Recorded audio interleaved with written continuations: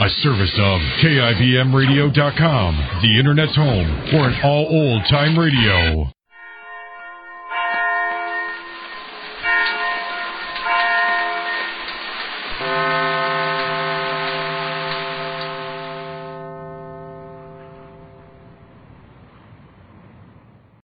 Fed up with the everyday grind? Tired out from the summer heat? Want to get away from it all? We offer you Escape. Escape, designed to free you from the four walls of today for a half hour of high adventure. You are groping through the midnight dimness of a gigantic department store, and suddenly you realize that 100 eyes are staring at you from the shadows, and 100 hands are reaching for your throat, and your most urgent desire is to escape.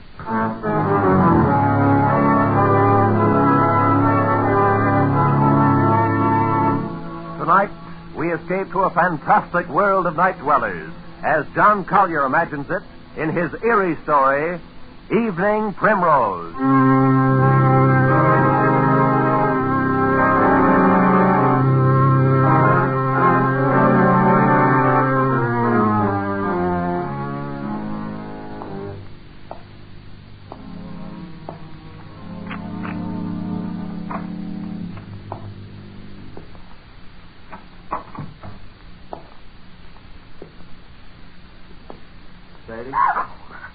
Sadie, what's the matter? It's me. Oh, you nearly scared me to death. What do you mean coming in so quiet? Oh, I didn't mean to scare you. I thought you'd be asleep. I didn't want to wake you. Oh, Sam, I'm so glad you're home. Hey, what's the matter? Oh, it's terrible. You got to do something, Sam. What's terrible? It's this. Just look at this. What's terrible about that? Looks like an ordinary pad of paper to me. Yeah, that's just it. That's just what I thought. But it's got writing in it. Oh, it's awful. Now, wait a minute. Maybe you better tell me what this is all about. Well, today I went shopping at Bracy's department store. Yeah? I needed some writing paper, so I picked this up. It was on top of the pile. So I bought it and I brought it home. But tonight when I opened it, I found it's got writing in it. Well, that's nothing so terrible. Just take it back tomorrow and make him give you a new one. You don't understand. It's what's written in it that's so terrible. What do you mean, what's written in it? Here, you got to read it. Oh, Sadie. Now, right now, read it. Look, Sadie, I'm tired. I've been bowling all evening. Please, Sam, please, just read it. But for Pete's sake... Sam. Oh, all right. October 13th. Today, I made my decision. I decided to say goodbye to the world. To get out, leave, break away. And I have done it. Ah, Sadie... Go on, read. And now I am free. Really free. Yes, I am free at last.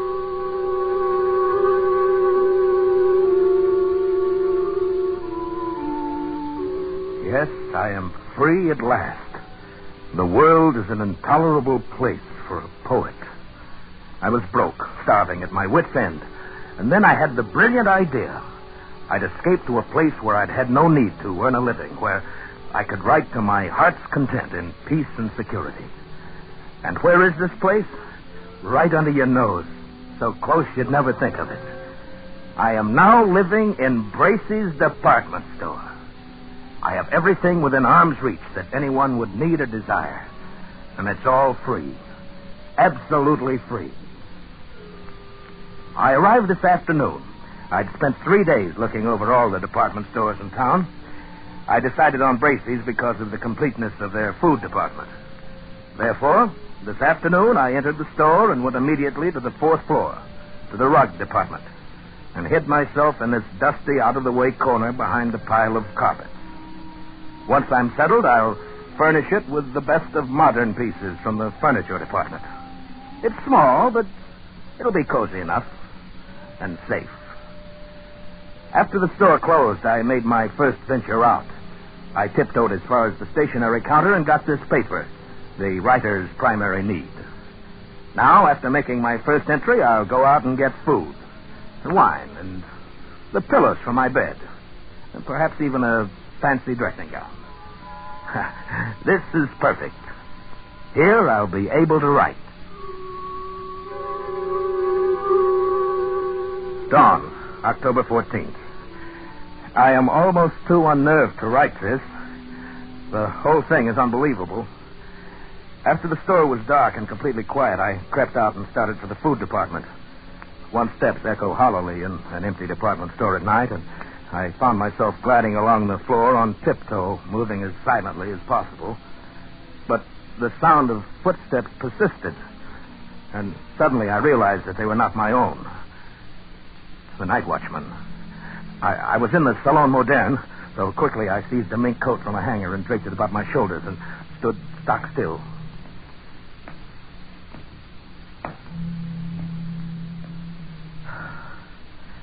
I could have reached out and touched him, but he passed without so much as a glance. I started to smile, but the smile froze on my lips. There was someone else here. I was looking straight into a pair of eyes, large, flat, luminous, inhuman eyes a dozen feet away. They belonged to a creature dressed as a man, but he was as pale as something found under a stone. His hands hanging motionless at his sides looked more like the fins on a fish than human hands. And then he spoke. Not bad for a beginner. I'm sorry. I didn't know anybody else lived here. Oh, yes, we live here. It's delightful. We? Yes, all of us. Don't you see? Look around you. I looked around and saw nothing. I looked again and saw an old one come clambering out from behind a clock. And there were 3 elderly ingenues, incredibly emaciated, pale as lace, almost transparent, simmering before a perfume counter. And a chintzy lady swam out from the curtains and the drapes. Then they came swarming thick around me. Pale, thin, wispy, moving silently, fluttering like gauze in the wind, whispering. It's close to the sky. Send for the dark men. Send for the dark men. They were pressing around me, clawing, holding me, their pale faces contorted with venomous and human hatred.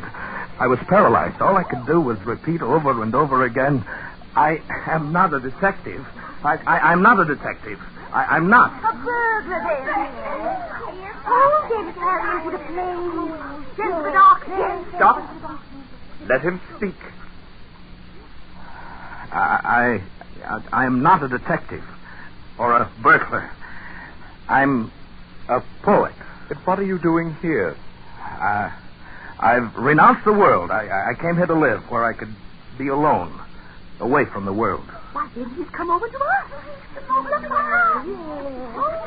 He must meet Mrs. Vanderpump. Mrs. Vanderpump, she's coming now. I followed their eyes toward the balcony, and the hair on my neck rose again. There, coming down the wall, like an ancient spider, clambered an old lady, wrinkled and crackled and emaciated. She must have been at least 80, her shadowy matriarch. And the things around me bowed and scraped as she reached the floor and floated toward us. Oh, what's going on here? Where is that stupid girl? What's keeping her? Oh, Mrs. Vanderpump. Well, what is it? Who's this, Mr. Roscoe? Mrs. Vanderpump, may I present Mr. Huh? Oh, Snell. Charles Snell. Yes, Mr. Snell. He's a poet. He has come here to live. Oh, he has he? That's what he says. And I believe him. Well... He avoided the night watchman quite neatly. For a beginner. Thank you. Very well. We shall see. A poet should find inspiration here. Mr. Snell, Mrs. Vanderpump is our grand old lady. Oh? I'm quite the oldest inhabitant here, Mr. Snell. 3 mergers and a complete rebuilding. But they didn't get rid of me. Oh, where is Ella? Where is my broth? She's bringing in Mrs. Vanderpump. It will come. Terrible little creature. She's our foundling, Mr. Snell. She's not quite our sort. Oh, is that so? I have been here, Mr. Snell, ever since the terrible times of the 80s. I was a young girl then, a beauty, they said. I'm sure. And poor Papa lost his money. Braces meant a lot to a young girl in those days. So when I wasn't able to have a charge account, I came here to live. That's better than a charge account. I was quite alarmed when others began to come after the crash of 1907. But it was the dear Judge, the hello. Colonel, How do you Mrs. do? Dilby. How are you? Mrs. Dilby writes plays. Oh? And comes of an old Philadelphia family. You'll find us quite nice here, Mr. Snell. I'm sure I will. And, of course, our dear young people came in 1929. Their poor papas jumped from skyscrapers. They couldn't bear to be without charge accounts either. But you mean all these nice people live here? Oh, and many more. You shall meet them all later. Oh, here comes Ella with my broth. Come here, you stupid thing. Mrs. Vanderpant is waiting, Ella. Yes, ma'am. Yes, sir. I'm coming as fast as I can. Oh, here. On the table over there, Ella. Now be careful, don't spill it. Oh, but she's young. Well, of course she is a little younger than most of us. She's different. She's beautiful. That's right, old fellow. She's really not our sort. Oh, you shouldn't say such things. She can hear you. Oh, that doesn't matter. Mrs. Bilby, please. Mr. Snell, you will understand these things better after you've been here for a while. But it seems to me Mr. Snell, we have certain rules here. They are necessary for our survival. I'm sure you won't find it hard to observe them. Well, yes, but I should advise you that you try. If you do not, it would be most unfortunate, Mr. Snell. Most unfortunate for you.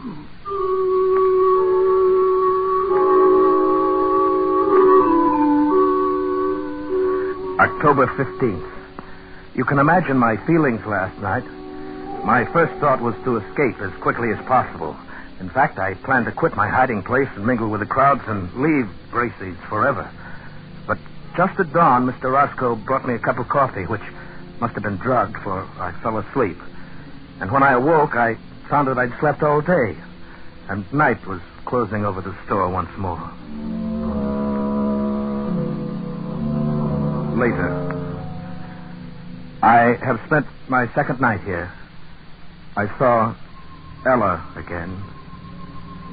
Ella, the pearl of this remote, fantastic cave. She's not like the others. A trifle pale, but otherwise normal and human and beautiful.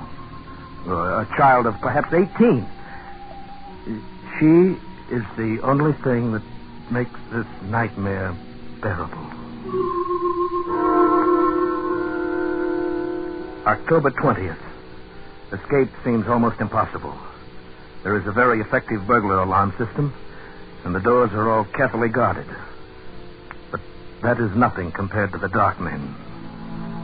Who are the dark men? I don't know, but the inhabitants here threaten any transgressor with these dark men. I shall try to discover who they are. I'm sure I'm watched, so they've begun to trust me now. Speaking to the night watchman would be suicide.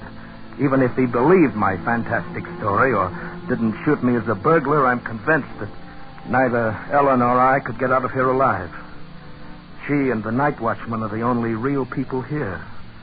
And how the others hate the night watchman. Odious, vulgar creature. He reeks of the coarse sun. Oh, come now, Mrs. Bilby. He's really a very personable young man.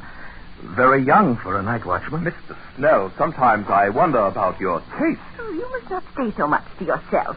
You must become better acquainted with our ways. That's quite true, old man. Oh, you must come to the play tonight. We're going to be entertained with one of Mrs. Bilby's tragic comedies, Love in Shadowland. I'm sure you'll enjoy it. I'm sure I will. Oh, it's really a festive occasion, you know. Wanamaker's is coming over. Wanamaker's? Yes, the entire colony over at Wanamaker's is coming here en masse to attend the play. You mean there are people living in other stores? Oh, dear, yes, didn't you know?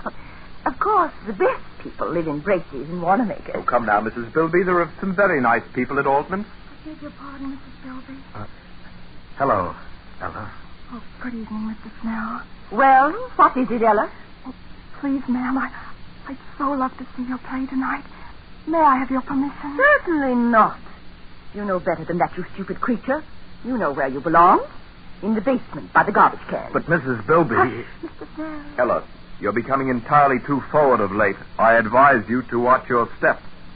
Remember the dark men. Oh, no. Please, Mr. Roscoe. I'll be good. I promise I will. Oh, no, please don't send for the dark man. I'm sorry, Mrs. Bilby. Ella, come back. Charles, you forget yourself.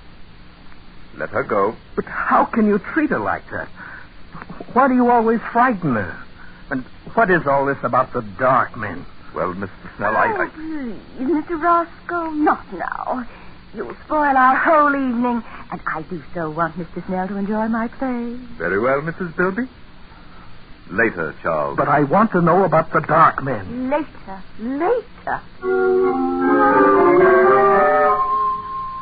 October 21st. I found an opportunity to speak to Ella alone. I had not dared to speak to her before. Here one has the sense always of pale eyes secretly watching. But last night at the play, I induced a fit of hiccups. As I anticipated, I was sternly reprimanded and told to go and secret myself in the basement where the night watchman wouldn't hear me. This was exactly what I planned. I went to the basement. And there, in the darkness, among the garbage cans and the rat, I heard sobbing. Ella? Oh, Ella, is that you? yes. Why are you crying? What is it, Ella? They wouldn't even let me see the play. Oh, is that all? Oh, Mr. Snell, I'm so unhappy. Oh, there. You mustn't cry. You're the only one. The only one who's kind. Ella, why are you here? Why do they treat you so differently? Because I'm not like them. I didn't choose to come here. You mean you were held prisoner? Yes. You see, I was only 6. I came here on a shopping tour with my mother. I got lost and fell asleep behind a counter. It was dark when I awoke, and they found me. Some of them wanted to send for the dark men because they were afraid I would tell on them. But Mrs. Vanderpant said no. I could stay and be her maid. I've been here ever since. Since you were 6? But haven't you ever tried to get away? Oh, no. I don't know anything about out there. I wouldn't know what to do. Besides, I'm afraid to take the chance. If anyone tries to get out, they send for the dark men. Ella, who are the dark men? Don't you know? Oh, it's horrible. Tell me. Well, you know how people live in old stores at Gimbel's and Bloomingdale's? Yes, I know. Well, the dark men live at the undertaker's. Good heavens. And whenever someone dies or breaks the rules, or when a burglar gets in and sees these people and might tell, they send for the dark men. That's horrible. They put the body in the butcher shop in the food department, and then the dark men come. I saw them once. It was terrible. What do they do? They go in where the dead person is. They have wax with them and all sorts of things. And when they're gone, there's just a wax model left on the counter.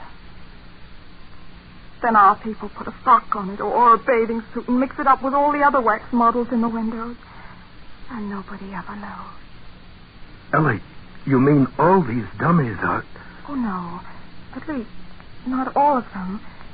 But if you displease these people, the same thing might happen to you. October 30th. I've not kept up my journal. Writing has been out of the question. Once more, I'm frozen with terror. Not for myself now, but for Ella. They hate her. Any time they might turn against her and send her to the dark men. My mind is filled with her. I dream of her every day. I live to see her at night. We've managed it several times. They trust me now and let me roam about without interference. And finally tonight I met her again and said it. Ella, I love you. Charles. I love you, Ella. Let's get married, or whatever they do here, and then we can live together in my home in the carpet department. They wouldn't dare hurt you then. Charles? Oh, don't look so dismayed. If you like, we'll go away from here. Maybe we can get transferred to Bergdorf Goodman, overlooking Central Park. Don't, Charles, don't. You must. Oh, but I love you. Ella, you're not in love with someone else. Oh, Charles. Yes, I am. But who? I thought you hated them all. Oh, it must be Roscoe. He's the only one that's young enough. Oh, no, Charles, not Roscoe, especially not him. Oh, I do hate them all. They make me shudder. Well, who is it then? Who? The night watchman. No, it's impossible. Oh, I love him. He smells of the sun. Ella. Oh, it was wonderful, the way it happened. Don't tell on me, Charles, or they'll punish me. Oh, no. I was careless. And there he was, coming around the corner in the ladies' lingerie department. I was caught. There were only some wax models in their underthings. There was nothing else to do. I slipped off my dress and stood still. I see. He stopped near me. He looked at me. And, oh, Charles, he spoke to me. He said, "Say, honey, I wish they made them like you on 8th Avenue." Oh, Charles, wasn't that a lovely thing to say? Personally, I should have said Park Avenue. Oh, Charles, don't get like these people here. It doesn't matter what avenue, Charles. It was just a lovely thing to say. But what can you do about him, Ella? He belongs to another world. Yes, to 8th Avenue, and I want to go there. Charles, are you really my friend? Oh, yes, of course I am. Then I'll tell you. I'm going to stand there again in the lingerie department so he'll see me. And then? Perhaps he'll speak to me again. Oh, Ella, you're only torturing yourself. Oh, no, because this time I shall answer him, and he'll take me away. Take you away? Oh, no, Ella. I couldn't bear that. You don't love him. You only think you do because you think he'll take you out of here. But you don't know that he will. And I will, Ella. I've made up my mind. No, Charles. I couldn't let you do it. Even if I loved you, you couldn't do it, Charles. Why not? Because you really belong here. You've become one of them now. Ella, you mustn't say that. It's true. And, Charles. What? I've got to go. There's someone watching us. I feel it. Wait, Ella. Goodbye, Charles. No, Ella. Come back. Ella. Please, old fellow, you'll arouse the night watchman. Roscoe. Yes. Love can be very upsetting, can't it? You heard? Just the last moment or so. Very touching. I was rather surprised. And yet it's understandable. I've been attracted to Ella myself. We're still young, you know. And so she loves another. Too bad, old fellow. Who could it be? Could it be that I am the cause of your heartbreak? You flatter yourself too much, Roscoe. Then who? The old judge? Certainly not. The colonel? Hardly. None of those. Not one of the customers. The staff? She loves the night watchman. Can you imagine that? She loves the night... Oh. Roscoe, I shouldn't have said that. It's not true. At least I don't think it's true. You wouldn't... You said you loved her, too. You wouldn't do anything... Tell anybody. This is a secret between us, between friends, isn't it? Of course, old man. As secret as the grave. She's young. Perhaps he'll leave and she'll forget him. In time, who knows? Perhaps she will learn to love you or me. Of course, in time. And we'll figure a way to keep her safe here. Absolutely safe. Now, don't you worry about it. Well, it's almost dawn. Time for bed. Good morning, Charles.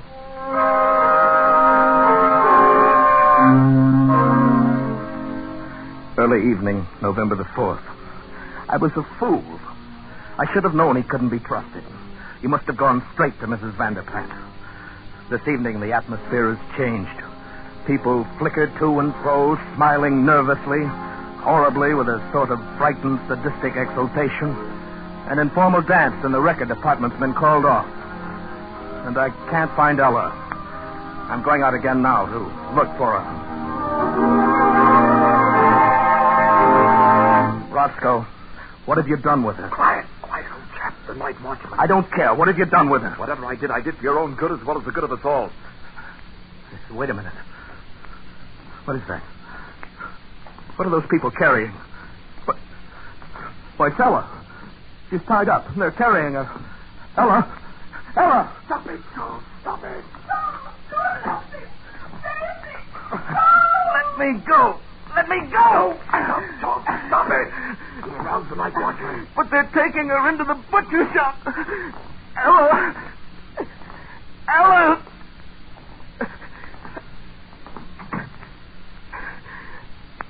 Ella! Yes, Charles. Those are the dark men.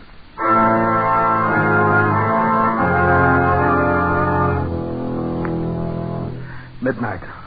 I'm scribbling this last entry hurriedly. There and there in the butcher shop with Ella. The dark men. There's only one thing to do. I'm going to find the night watchman and tell him he and I will save her if we can. And if we're overpowered, well, I will leave this pad on the stationery counter. Tomorrow, if I live, I will recover it. If I do not, whoever finds this and reads it, look in the windows. Look for 3 new wax dummies. 2 men, one rather sensitive looking, and a girl. She has blonde hair and blue eyes, and her nose turns up a little. Look for it. And then find them.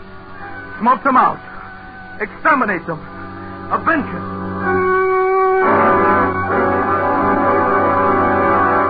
Find them, smoke them out, exterminate them, avenge it. Sam. Isn't it horrible? We gotta do something. Tell somebody something. Oh, Sam, what'll we do? Do? Nothing, go to bed. Oh, but Sam. Whoever wrote this has sure got a weird sense of humor, Harry. Probably some clerk down at Bracy's ought to be fired. You mean you think it's just a story? You kidding? You don't believe this stuff, do you? Well, I don't know. I just thought of... Forget it, baby. Snap out of it. I shouldn't leave you alone. You get too many ideas when I go bowling at night. Oh, Sam, don't you think maybe we ought to just take it back and kill somebody? Nuts. It's not worth the bother. They'd laugh at you, baby. Think you were crazy or something. Yeah, I guess you're right. I guess I was silly. Forget it. Come on, let's go to bed. I'm tired. Sure, Sam. Golly, for a while I was sure scared. I even forgot what I was going to tell you. What? Sam, I found the cutest dress today, only $19.95. Yeah, baby? Yeah. It was in the window at Bracy's. It was on a beautiful little wax model with blonde hair, and blue eyes, and a sort of turned-up nose, and there was 2 men standing...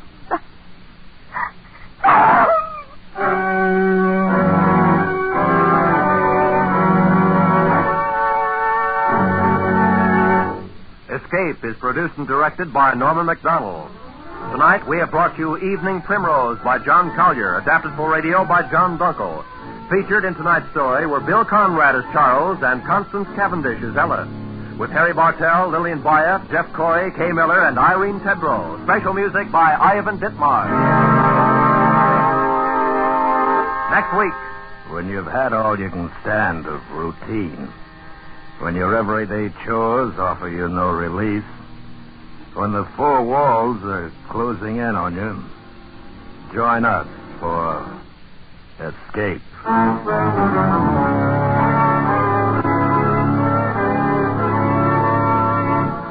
Next week, we escape with another great story by one of the world's outstanding authors.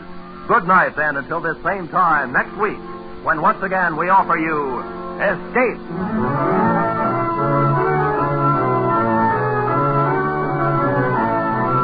Roy Rowan speaking for CBS, the Columbia Broadcasting System.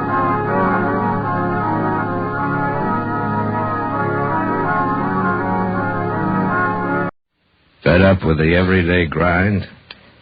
Tired out by the dull routine? You want to get away from it all? We offer you Escape. Escape, designed to free you from the four walls of today for a half hour of high adventure. You are crouched in the middle of an immense hurricane. Houses, animals, trees sweeping past you. And you suddenly realize that you've tampered with the universe. That you're bringing about the destruction of the world.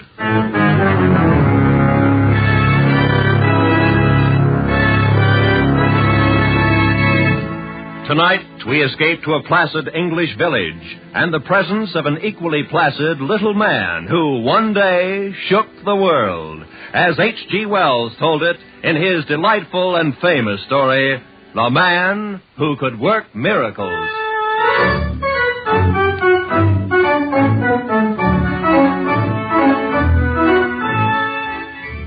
And now, I might say right in the beginning that I ain't the kind of chap who has a naturally argumentative disposition, meaning the kind who's always engaging in hostile discussions with perfect strangers. Quite the contrary. I'm a reasonable man who always takes proper thought before he speaks, and one who has due respect for scientific truth.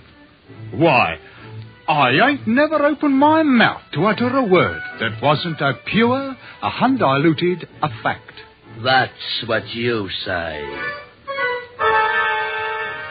Howsoever, when a man of inferior intellect, such as Toddy Beamish showed himself to be more than once, when a man like that insists upon airing his ridiculous opinions in a public place such as the Long Dragon Bar, then I've got no choice but to confound him with the superior knowledge which I possesses.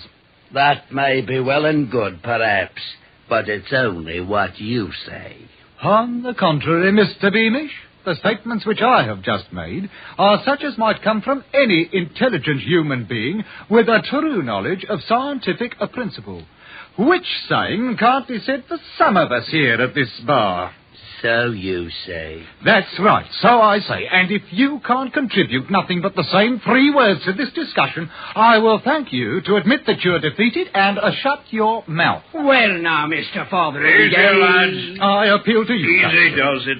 I appeal to you, Constable, when I'm only trying to enlighten the man from the bog of ignorance he's a-floundering in. And he keeps coming up with his infernal, so you say. Well, I'm a-wasting my words, that's all. If the pint was stout and I'll float across this bar the way words do, why, then I'd have been retiring years ago. Quite right, Miss Bridges. I'll have another the same if you don't mind. Let's see, that was a pint of bitter, wasn't it? By all rights, Toddy Beamish, I shouldn't be wasting me time on you. But out of the goodness of my heart, I'll do it anyhow. Suit yourself. There you are. Now, let's take, for example, that pint of ale that you're holding in your hand. It's pretty nigh empty. I paid for the last one. All right. Now, suppose, for instance, if that ale was to turn into wine. I never cared much for wine. Always liked ale better. Now, if that ale there was to turn into wine, then you'd have a miracle. So you say. So anybody says. Perhaps you ain't even aware of the proper definition of what a miracle is, Mr. Beamish. Well, some miracles is one kind, and some is another. Oh, if anybody left so much as 2pence on the bar as a gratuity for my services, that would be a miracle, all right. Be that as it may, Miss Bridges, but a miracle ain't of one kind or another. A true miracle is something contrariwise to the course of nature, done by the power of will. So you say. Something what couldn't happen without being specially willed to happen. And miracles ain't possible. Easy, lad, easy now. Well, I wouldn't go so far as to say they ain't. It's your ignorance that's talking. Look, you see that lamp sitting there on the end of the bar, burning as bright as you please? I see it right enough. Now, that lamp, in the natural course of nature, couldn't burn like that if it was turned upside down and hanging in the air. You say it couldn't. Mr. Beach, do you mean to tell me that you... All right. Maybe it couldn't. Ah, and if it did, it'd be a miracle. Very well. Now, supposing somebody was to come along, take me, for instance, and he pointed his finger at that lamp like this and said, turn upside down. Now, if the lamp... God preserve us if it aren't doing it. Well, now. Blimey. Abandoning it and without no visible means of support. I can't keep it up there much longer. Remarkable. All remarkable. Now then, Mr. Fotheringay, stop it. Stop it immediately, and that's my official order. Have a care, Constable. Watch out. There it goes. Oh, now see what you've done, Mr. Fotheringay. My best lamp chimney. Oh, clean no more than an hour ago. Smashed into smithereens. But I didn't try to do it. Oh, for all you knew, you might have caught the whole place afire. Most irregular and illegal besides, like as not.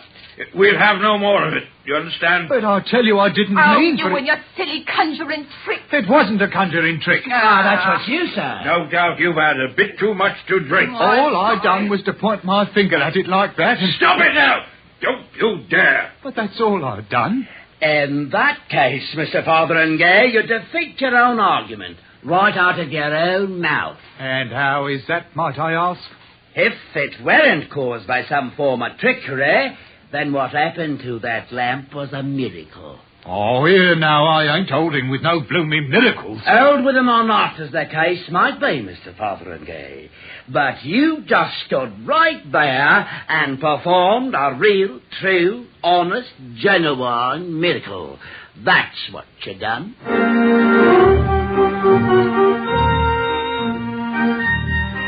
It wasn't a matter of being asked to leave the Long Dragon, you understand. I already had my mind set on going anyhow.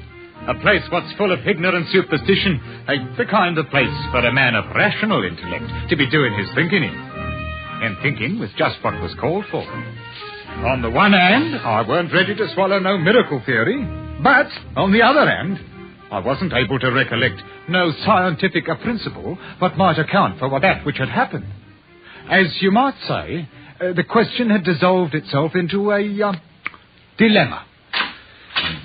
Oh, my landlady, Mrs. Tetherington, was sitting up in the parlour when I come in. Good evening, Mr. Fotheringay. But I can't recall saying anything to her. Well, very well, Mr. Fotheringay. I went straight to my own room, closed my door, lit the candle, and then I sat there on the edge of my bed, grappling with the problem in heroic fashion and trying to puzzle out the ultimate solution. Weren't no easy thing to do. It couldn't have happened, but it had happened, which ain't logic no matter how you look at it. Why, it'd be the same situation if I was to point my finger at that candle there and say, be raised up in the air, and it was to... Ooh, blimey, hanging there like a blooming firefly. But it's contrariwise to... Whoop, there it goes. Oh, black as your hat. Now, where in the tarnation did that confounded thing get to? At any rate, there should be some matches around here somewhere. I say, maybe I could... Let there be a match in me hand. Well, now, just like that. Oh, a safety match. A lot of blooming good that's going to... half a mo now. Maybe I don't need no match. Maybe I could... Candle, wherever you are, be lighted. Oh, here now, not in the middle of my bed. Oh, I will not be having any of that now. Well, come in, it ain't locked. Mr. Fotheringay, might I inquire what's coming off up here? You might inquire, and to blazes with you. Can't you recognize a man who's got his hands full of trouble? Troubles indeed. I'll have you understand. Mr. Fotheringay, why is smoke coming out of that bed? Because it caught on fire. That's why. Oh, me wool comforter with a narrow band in it. And taking lighted candles to bed with you. I am not taking no candles anywhere, and I will thank you to leave me the privacy of my own bedchamber. Well, I never. You have been drinking. On the contrary, I have been cogitating upon matters of science, which is far beyond the range of your feeble intellect. With all the money I have to spend on candles. I'll let you know that if any candles are going to be tossed around loose like in this house, I'll do the tossing. Mrs. Tetherington, I might remind you that good, steady lodgers, such as a man like myself, ain't so easy to come by nowadays, with which I will bill you a highly respectable good night. I've never been so insulted in all my life, and you can rest assured you haven't heard the last of this. Old vulture. Don't know who she's talking to. Me? A bloke what's only got to point his finger and say, be, and it is.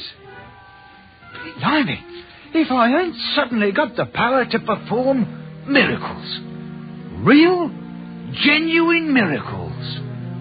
Like as not, the result of my long devotion to the true principles of science.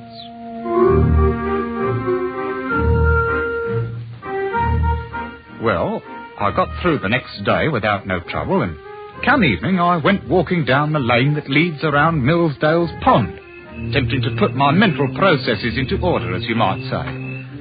Mostly I kept trying to cogitate on some honest to Betsy miracle I might up and perform. But it ain't such an easy matter for a chap who's unaccustomed to goings-on of that nature. Oh, what I wanted was the genuine article, you understand. No little shenanigans, one with which to make people stop and say, blimey now, if that ain't a real downright miracle for you. And all of a sudden, I had it.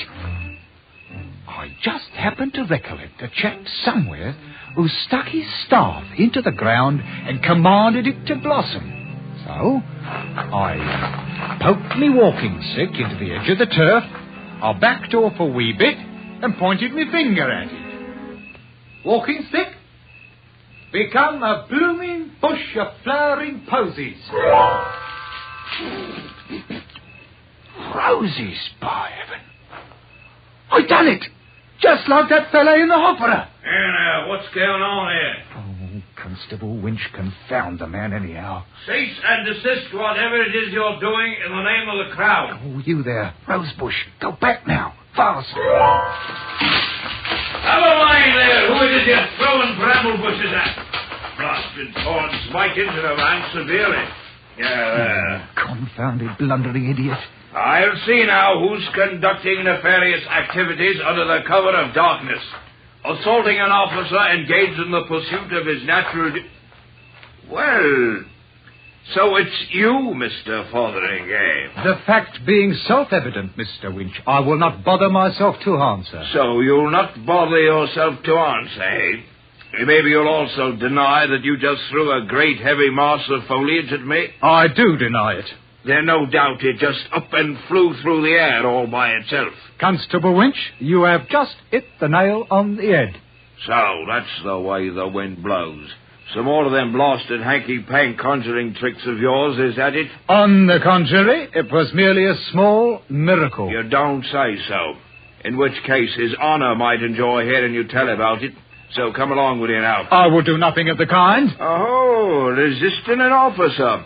That'll be another charge against you. Charge, indeed. Mr. Winch, you can take your charges and go to Hades. Whoa, Constable. Oh, Mr. Winch. Oh, blimey, if he ain't gone and disappeared complete like. Oh, I wonder if he...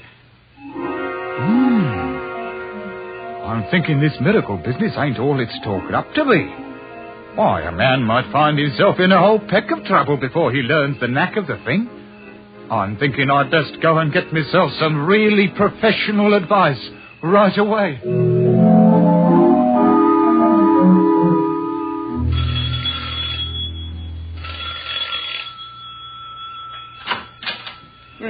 Good evening to you, brother. A very pleasant evening to you. The same to you with many of them, Mr. Maydig. That is, your reverence. Oh, no formality now, none at all, no. Just call me Mr. Maydig. Well, now, thank you kindly, your Maydig ship. Won't you step inside? Much obliged to you, Mr. Reverend Ship. Just follow me now. This way, Mr. I can't say that I caught the name. Fotheringay. George W. Fotheringay. Ah, yes. Not from my parish. Well, yes. I attended services last Christmas. Indeed. Well, so many people did last Christmas. Well, here we are, Mr. Fotheringay. Take a chair. It's Fotheringay. Nice diggings you've got here. Oh, adequate, Mr. Motheringay. Adequate for my simple wants. Yeah, now just feel entirely free to lay your burdens upon my shoulders. Well, the fact is, the matter which I come here to talk about might be considered of a somewhat delicate nature. Oh? Well, think nothing of it. Please, feel free to speak, speak freely. My housekeeper retires very early. Oh no, Your Reverendship, it's nothing like that. Oh. Then, like what? The subject about which I'm inquiring is miracles. Miracles? Yes, indeed, miracles. Any special kind of miracles? Oh, yes. The kind which I perform myself. Oh, which you perform... I see.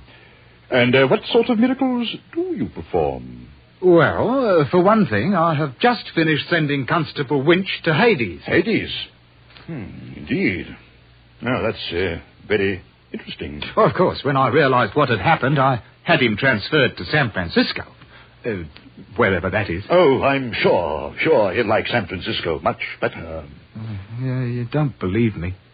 I can't say that I blame you none either. Well, after all, Mr. Dotheringay... It's Fotheringay. Well, very well. There ain't nothing else to do but for me to go up and perform a few miracles before we go any farther. Well, that's very interesting, I'm sure. Now, you just take that jar of tobacco there on the table, for instance. Suppose I just point my finger at it, like this, and... become a bowl of violets.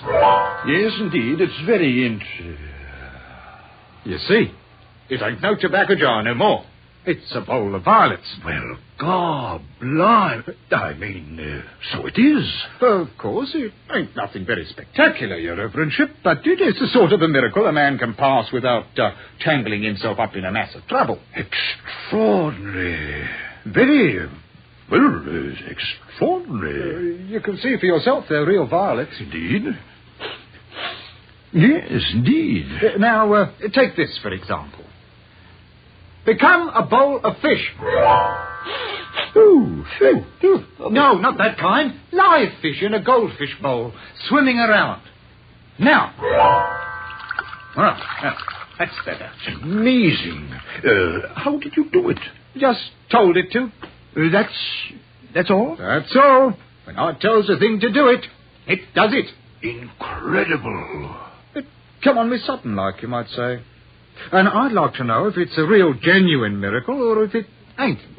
Well, seeing as our miracles ought to come under Your Reverendship's special province, more or less. Yes, indeed. However, usually in a somewhat more academic fashion. These are they're more astonishing. As far as I can tell, there ain't no limit to it. Like, for instance, bowl of fish, turn into a pigeon. Why, good heavens, look at the thing. Here now. None of that. Oh, you stay away from Mr. Maydig now. Perhaps I'd better become that jar of tobacco again.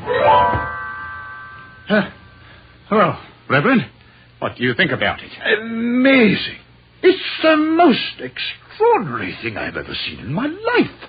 Ever expected to see. No, I've got to think about it, consider the possibilities. Well, I might come back in the morning. Oh, no, wouldn't hear of it. I was about to dine when you rang. I wonder if you'd join me. Of course, I'm afraid there's only cold mutton. Oh, well, now, maybe there's something else you might like better. Oh, anything. Frankly, I've grown to hate the sight of... You don't mean... Why not? Just name it. Pheasant. I haven't tasted pheasant in years. And now is the time. Let there be a pheasant on the table. No. Not like that. Let it be dead and roasted and ready to eat. Look at it. Oh, it's beautiful. Smells good, too. maybe we'd best, let there be 2 pheasants. And truffles. Yeah, and truffles. And maybe some oysters. 2 dozen oysters. You better make it 3 dozen. And some cheddar. Oh, we must have some cheddar. Yeah, a pound of cheddar. And what to drink, Your Reverence? Champagne? Well, I really shouldn't, you know, but, perhaps a small bottle of Moselle? 6 bottles of Moselle, a keg of stout, and a case of champagne.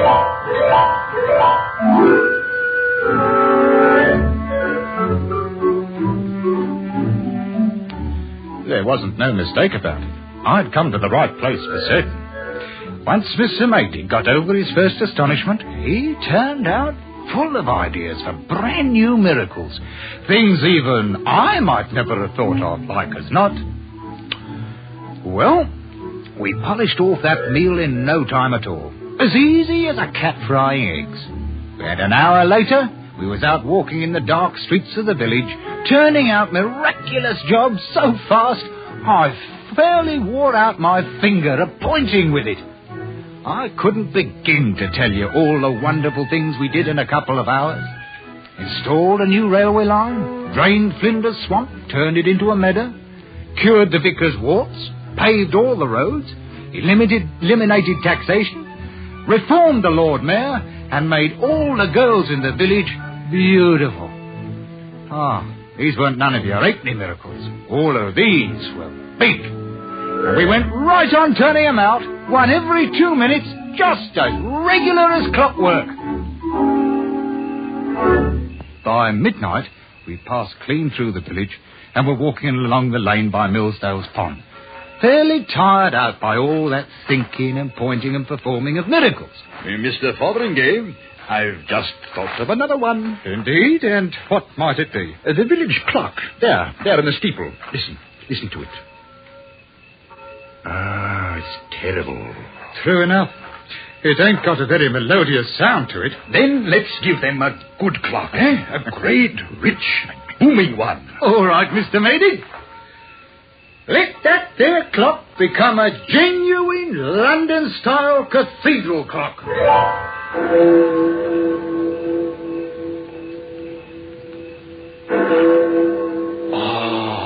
Much better. Much better. The people of this village are going to have a big surprise when they wake up in the morning after all we've done for them tonight. I might say there's 1 or 2 things we've done that I ain't so sure about. Oh? Like turning every drop of alcoholic beverages into plain water, for instance. Oh, it's nothing to worry about, Mr. Fotheringay. You can always turn out a miraculous pint or 2 for your own purposes, and it will reform all the drunkards in the village. Maybe so. At any rate, we might as well wait and see what comes of it. What do we perform next? I really don't know. Can't think of another single miracle that we haven't already. Half a moment, Mr. Mady. I just thought of one of my own I'd best take care of. Let Constable Winch be right back in San Francisco again. He might be catching a boat or a train or something, you understand? I think the best idea is just to keep sending him back there every once in a while. I doubt you have anything to worry about. San Francisco is some distance away, you know. Oh, is it? Oh, I'm glad to hear it. I keep trying to think of one more miracle. A big one. Something worthy of ending the night with. But I just don't... Oh, well, now. Huh? I say, there is one, you know. Such as? You see that moon, Mr. Fotheringay? Naturally. Almost full, by the looks of it. You remember Joshua? Joshua? Oh, come off it now. It would be a wondrous thing to see. Well, now, that's a pretty tall order, making the moon stand still. Oh, well, actually, it only appears to stand still. What really happens is that the Earth stops rotating. You don't have to inform me about scientific principles of which I'm already familiar, Mr. Mady. Howsoever, I think we'd best not go monkeying around with the universe. Well, you probably don't have the power to do it anyway. It's really a superior class of miracle, you know. I got the power, all right, but I ain't so sure it's a good idea. I could do it if I wanted to. Oh, of course you could. Well, perhaps we'd better get along home. Half a mo now. I I might just leave it stopped for a little while. Oh, if you could stop it at all. Oh, well now, if that's the way you feel, you just take a look at this. The old blinking world. Stop rotating. Where now? What's all this? I didn't order no wind. Fotheringay, what have you done? I don't rightly know. Look out. Things is starting to blow loose. Oh, you confounded, blundering idiot. Duck your head. Here comes a cow through the air. Missed. You better lie down in the ditch before it gets blowed away. Oh, it's getting worse all the time. Well, I can't seem to pull my wits together. Oh, I got it. When the Earth stopped rotating, everything on the surface kept right on moving. 500-600 miles an hour. Houses, cows, the wind, everything. It's a scientific principle. A lot of good that does. Stop it, man. Stop it. Do something. Do... Oh, Mr. Maydig. Oh, Mr. Maydig. Oh, blimey if he ain't blown clean away. Go on. Oh, now I got myself in a fine kettle of fish for certain. Only there weren't so much confusion, maybe I could... Oh, I say now. That's it. It's the only answer. All right now. Let nothing happen until I say the word go. And when I do, let everything go back exactly like it was just before I turned that blooming lamp upside down in the Long Dragon bar. And at the same time, let me lose this here miraculous power completely. Forget all about it. Have you got it now? Everything just as it were. No more miracles. And let me forget the whole thing. All right, then. Ready? Go!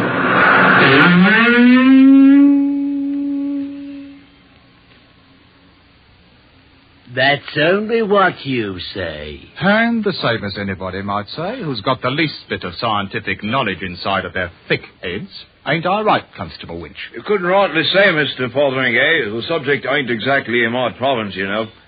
And all the same, Miss Bridges. Right you are, Constable. Irregardless, Mr. Beamish, miracles ain't possible.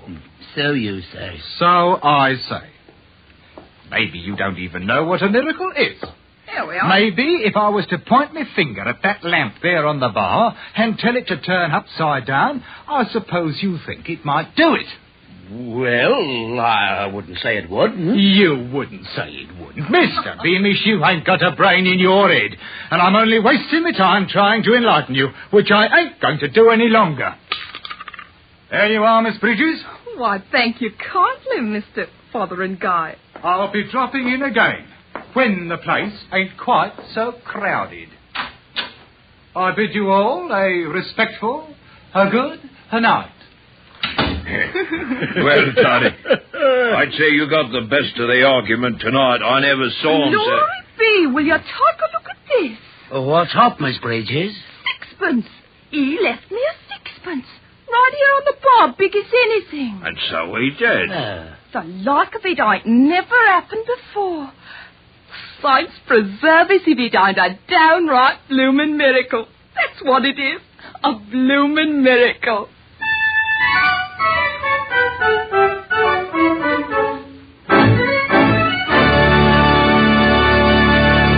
Escape is produced and directed by Norman MacDonald.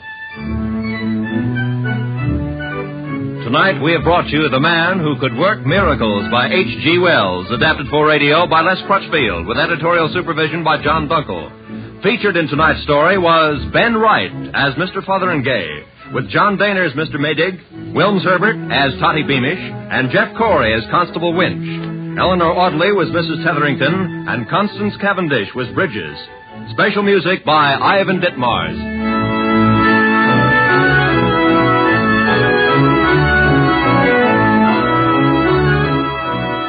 With tonight's program, we bring to a close the present series of the world's best stories of high adventure by the world's greatest authors, presented as Escape. Next week, at this time, Lum and Abner return to the air in a new half-hour program you'll want to hear. Be sure to listen. Roy Rowan speaking for CBS, the Columbia Broadcasting System.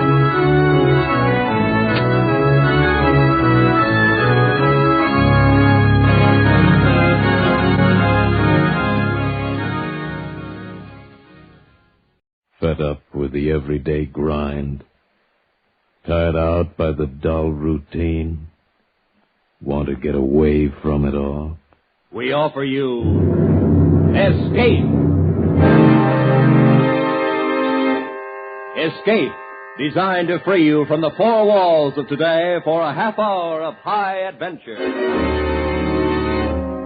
You are speeding through the English countryside, the fast express train rocking beneath your feet. And you know that somewhere in the dark ahead of you, a band of men are plotting the destruction of the train, are planning the moment of your death.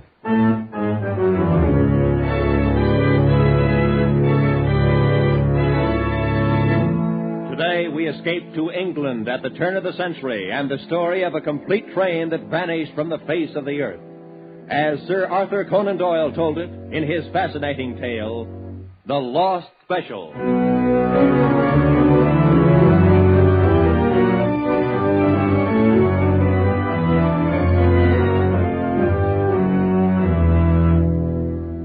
"20 years with Scotland Yard have brought me into contact with many weird and unusual events in human affairs, but none more strange than the occurrences which began on the afternoon of June the 3rd, 1890, in the railway station at Liverpool.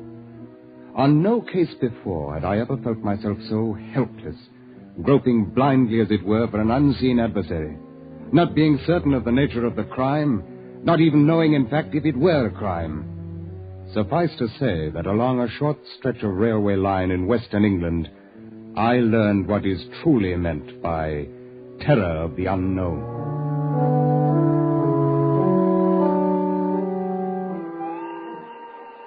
At 4 o'clock of the afternoon in question, having completed a rather minor investigation which had brought me to Liverpool, I was sitting in the waiting room of the railway station reading and waiting for the 6 o'clock train for London, entirely unaware at that moment of a rather ordinary conversation that was taking place in the office of Mr. James Bland, the station master, a few yards away. I'm very happy to know you, Mr. Carroll, and you, Mr. Gomez. And now, if I might learn the nature of your wishes? Simply this, Mr. Bland. My companion and I have arrived on the steamer from Central America, which docked less than an hour ago. It is of the utmost importance that we reach London as quickly as possible in order to arrange passage across the Channel to France. I see. Well, it's unfortunate you missed the 3 o'clock train, Mr. Carroll. However, there'll be a limited leaving at 6 that will put you in London. That is not soon enough, Mr. Bland. I cannot stress too highly the importance of my reaching Paris at the earliest possible moment. I can understand that, but there simply isn't any other train until Quite 6. so. Quite so. I am informed, however, that it is possible to charter a special train upon occasion. A special? Yes, it's possible. Rather expensive, though. The cost is not important, Mr. Bland. How soon can the arrangements be made? Well, Mr. Hood, do we have an engine available? Yes, sir. Number 247 is on the north siding under emergency steam. Good. Very well, Mr. Carroll. It's 4:08 now. We can roll a special out of here at 4:30. The charge is £55. Gomez, you will pay Mr. Bland £55. Who is on the standby crew, Mr. Hood? Let's see. John Slater is engineer, McPherson guard, Smith fireman. Call them at once. Have them carry 2 standard coaches behind the engine, and telegraph the station master at St. Helens to hold the local on siding there until the special goes through. Make sure the line is clear as far as Manchester. Yes, sir. I'll send for a porter to take care of your briefcase, Mr. Carroll. Seems to be rather heavy. Thank you, no. I prefer to keep it with me, if you don't mind. Certainly, whatever you wish. Now, if you leave here at 4:30, you should be in Manchester at 6:15. The station master there will clear you on to London. And I trust you'll have a very pleasant journey.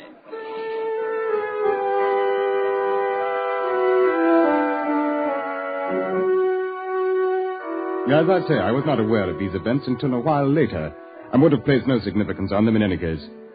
At 4:31, the special train with its 2 passengers and 3 crew members pulled out of Liverpool station and headed to Manchester. And at 10 minutes to 6, I was summoned to the office of Mr. James Bland, the station master. And so that seems to be it. Very likely I have no real reason at all to be worried, Inspector Collins. But since I saw you below there in the station, I thought it wise to call you in on it. Oh, I'm happy to be of any help, Mr. Bland.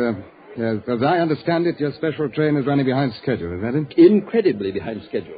Nearly half an hour overdue at Manchester right now. We've wired them to check and report back. Well, it isn't exactly unheard of for a train to run slow, Mr. Bland. It is, unless there's some reason, and I can't think of one in this case. The special had clear track all the way. It passed through St. Helens at 4:52, right on time. They wired us, and then 15 minutes later released the local to follow along behind it into Manchester. You mentioned something about Mr. Catterall having a companion, I believe. Yes, a great hulking brute named Gomez. He didn't utter a word while they were here. Seemed to be a sort of bodyguard. Catterall himself was small and stooped with a swarthy complexion, possibly a Latin American. And you got the impression that he was carrying something rather valuable in his briefcase. Yes, he wouldn't let it out of his hand. And he seemed to be in great fear of something, though I haven't any idea what it may have been. What about this second chap, Horace Moore? Typically English, about 40 years old, seemed very anxious to reach his sick wife in London. Here's Manchester on the wire now, Mr. Bland. Oh, good. What do they... Well, just a moment. Well, here's a message. Assumed change in your original plan. Local from St. Helens arrived Manchester. Reports no sign of special train. Oh, but that's impossible. St. Helens reported the special through ahead of the local. Well, is there a branch line between St. Helens and Manchester, Mr. Bland? No, not even a double track. There's only a single track main line straight through. Sidings, of course, at the local stations for loading purposes. But, Mr. Hood... Yes, sir? Check every local operator from St. Helens on. We've got to get to the bottom of this. I can't understand it, Inspector Collins. A locomotive and two coaches can't simply... Well, it's utterly impossible. It can't have just disappeared. In a few moments, the answers began coming in over the wire.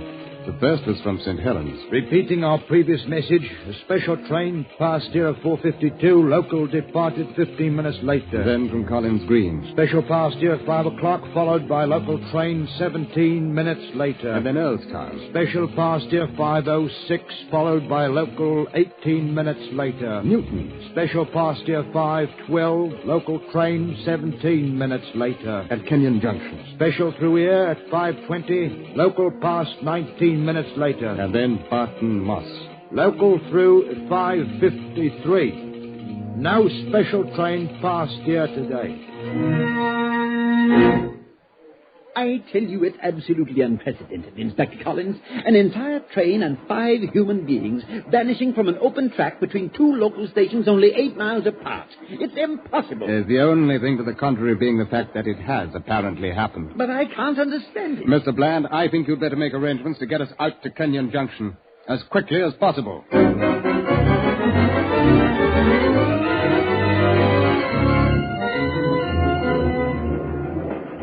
Within 10 minutes, we were in a coach behind a goods engine moving at full throttle on the main line east out of Liverpool.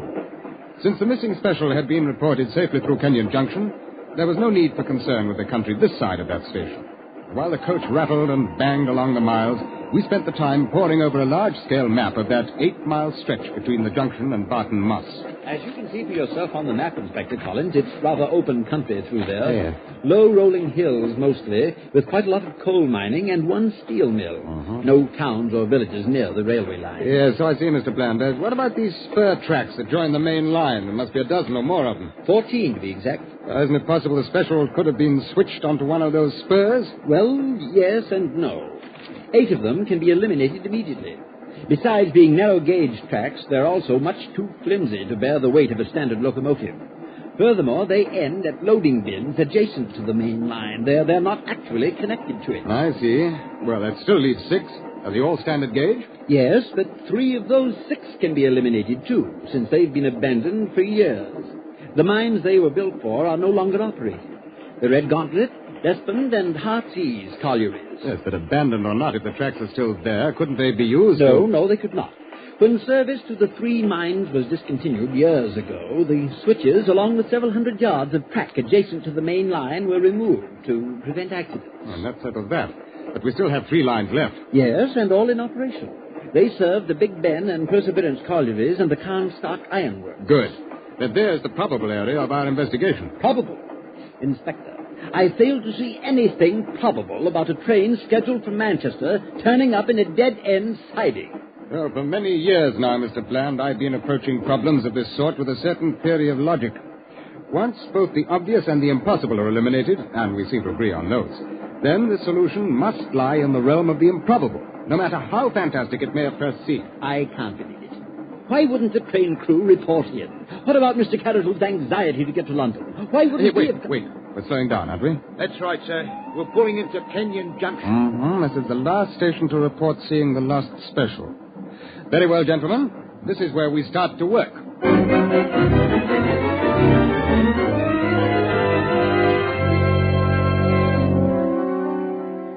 We stopped in the junction only long enough to rig acetylene spot lanterns at either side of the coach, directed in such fashion as to light up the roadbed and embankment along both sides of the track. And then we puffed slowly out onto the main line and headed towards Barton Moss, 8 miles away. The first mile of those 8 dropped behind us and brought no significant discovery, and we moved on through the second mile. Save for the flood of light from our lanterns and the dull red glow from the firebox of the engine, the night was as black as pitch. Now and again, the ugly shape of a loading bin for one of the narrow-gauge feeder lines would loom out of the darkness ahead of us and float past, ghostly for a moment in our lights, and then dissolve away behind us into the blackness. But on the roadbed, the rails themselves remained unmarred, undisturbed, and offered not the slightest clue to explain a disappearance that grew more mysterious by the minute. We completed the second mile and moved on, and then suddenly... What is it, Inspector? What do you see? Stop the engine at once, Mr. Hood. Yes, sir. What is it, Inspector? I think I've seen something. I don't see a thing. It's just off the embankment there, the edge of the bushes. We'll need a hand light. Here you are, sir. Good. All right, come on now, let's have a look. My heaven, there is something right enough. I see now. Well, it looks like a man lying there. Oh, it's more likely the body of a man from the position he's in. Well, now, lad. Oh, let's turn you over and have a glimpse at your face, huh? What? Inspector. This is John Slater. Huh? And who is John Slater? He was the engineer on the special. Oh. Well, he's dead. His neck's broken. Dead? I'll venture a quick guess it was caused by a fall from the cab of his engine. Traveling rather fast at the time, I'd say. You can see where he rolled through the bushes for some little distance there. But then what happened to the locomotive, Inspector? Afterward, I mean. Well, that still remains to be seen, Mr. Hood. We can be fairly certain of one thing, though. The special must have come at least this far out of the junction. Otherwise, it's pretty difficult to account for the engineer's body being here. No more difficult, surely, than it is to account for any of this. This whole thing is incredible. Impossible. Well, we still have our improbabilities, Mr. Bland. Those 3 connected spur lines are ahead of us yet, and the chances are one of them is going to supply some kind of an answer.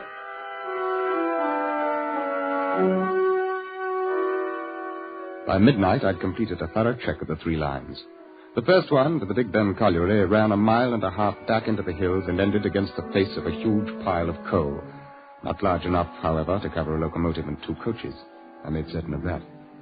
The line to the Perseverance colliery was hardly more than 1/2 mile long. It had been blocked all day, and it was still blocked by a string of loaded ore cars, and ended beyond them against the open rock face of a quarry. And the last line, running to the Carnstock Ironworks, was a double track, and had been left open all day. However, a sleepy superintendent informed me that over 200 repairmen had been busy on the roadbed until well after dusk, and it was impossible to imagine a non-scheduled train passing through such a horde of witnesses unnoticed. Oh, shortly after midnight, dog-tired, we walked into Barton Moss Station, still without the slightest explanation of the mystery. I want to send the wire through to Scotland Yard. Scotland Yard? Yes, sir. I'm prepared to postpone further investigation. Investigation? Until daylight. Yes, sir. No, sign it Collins. Can you get that up right away?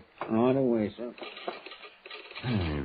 Peaceful English countryside and a dead engine driver. You speaking to me, sir? Huh? Yeah, no. It is strange, though. Strange, sir? In broad daylight, a 40-ton locomotive with 2 carriages and 4 passengers has vanished from the face of the earth.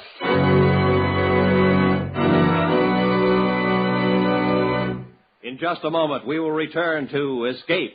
But first, 10 great shows come to you every Sunday night on CBS, and right and bright in the middle is America's #1 comedy, The Jack Benny Show. Tomorrow night, Jack will take his place on CBS All-Star Night with a cast that's made The Jack Benny Show a welcome visitor in millions of American homes. Yes, Jack Benny, Amos and Andy, Helen Hayes, Eve Arden, and all the other great stars come to you over most of these same stations in CBS's 10 great shows on Sunday nights. And now, with our star, Ben Wright, we return to the second act of Escape and The Lost Special.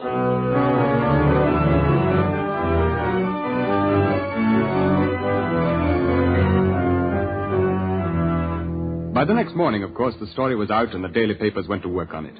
But fortunately for Scotland Yard, the main attention of the press was directed at the moment toward the international scandal, which had been brewing for a week or two among high financial circles in France. As it was, however, letters to the editor in the Morning Post gave us quite a rough go of it. Oh, with all manner of crackpot It seems suggestions. difficult to believe that the worthy operators of Scotland Yard have overlooked the one obvious explanation as to the whereabouts of the missing train.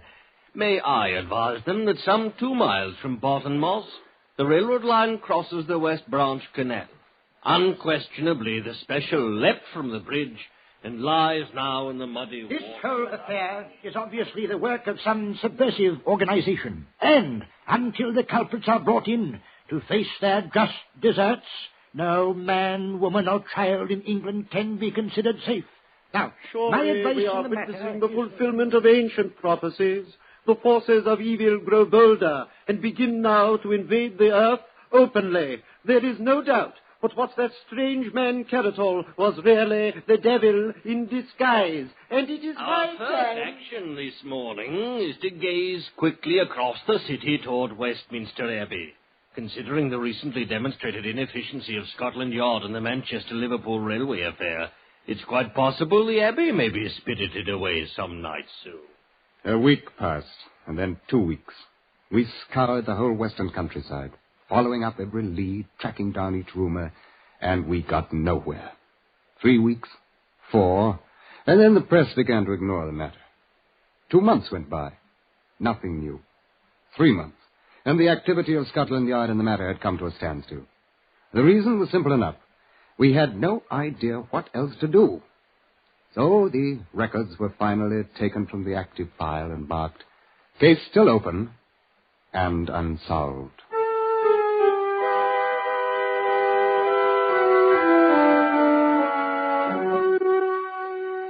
Even though I worked on other assignments, my mind kept turning continually back to the case of the Lost Special.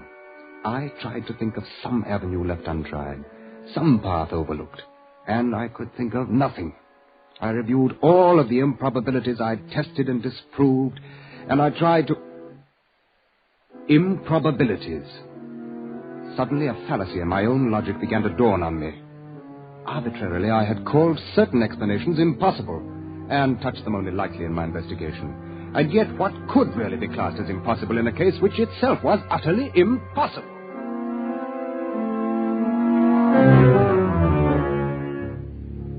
Back down to Barton Moss again, and then 10 days of painstaking work. At the end of those 10 days, I was certain that I'd found at least the essentials of the answer, and I was equally certain that I could never prove it. I could see only one bare chance, a desperate chance against long odds. I laid my plan before the chief inspector, and then Scotland Yard went into action. The London Times, 21st November, 1890. Rumours are circulating that a man named Dalton, arriving in Liverpool on the steamer Vistula tomorrow, may hold the key to the long-standing Manchester railway mystery. According to reliable sources, Mr. Dalton possesses recently discovered copies of the documents which were carried in the briefcase of the ill-fated Mr. Caratol. It is further stated that Scotland Yard is arranging to meet Mr. Dalton at the Liverpool pier and rush him forthwith to London. The next afternoon, accompanied by Mr. Dalton, I walked into the office of Mr. James Bland, station master at Liverpool, and chartered a special train for London. We shall have the train ready for you to leave in 10 minutes, Inspector Collins. Good. I'm most anxious to get Mr. Dalton and his briefcase to London as quickly as possible. Yes, I saw the squib in yesterday's paper, and I was afraid then you'd be wanting a special train arranged. I'm still worried about it, as a matter of fact. Oh, I hardly think there's any need to be. You've run a good many specials up to Manchester since that affair 6 months ago, and you've never lost another one, now, have you? No, but I'll confess I've shaken in my boots every time I've watched one of them pull out of here. I say now, you're going to have me jumping at my own shadow. Oh, don't worry, Mr. Dalton. I'll have you in London before you know it, and on the west for the trip. Nevertheless, Inspector, you'll have to admit the situation today is very much like the one 6 months ago. Oh, yes, in some ways. The mysterious stranger arriving by steamer from South America, and in urgent haste to reach London. The carefully watched briefcase, which, according to rumor, contains the very same sort of material Mr. Carroll was carrying. But there is one difference. Mr. Dalton is being accompanied by an agent from Scotland Yard. Yes, but Mr. Carroll also had a guard, that chap Gomez. And both of them disappeared. Oh, come now. Surely you don't think that anything so fantastic could possibly... Oh, no, he's right, Mr. Dalton. It did happen once, and a number of the elements are similar. Well, Mr. Bland, I'll wire you as soon as we reach Manchester. Hardly necessary, Inspector. I think I shall go along with you. What good? But if you're looking forward to excitement, I can't promise it. No, it will probably be a very ordinary trip. But if I stayed here, I'd be a nervous wreck by the time you reached Manchester. Well, then come along by all means. Mr. Dalton and I will enjoy your company. Your train is just pulled up the platform, gentlemen. Good. Well, gentlemen, we can't keep the fates waiting, huh? Let's get aboard.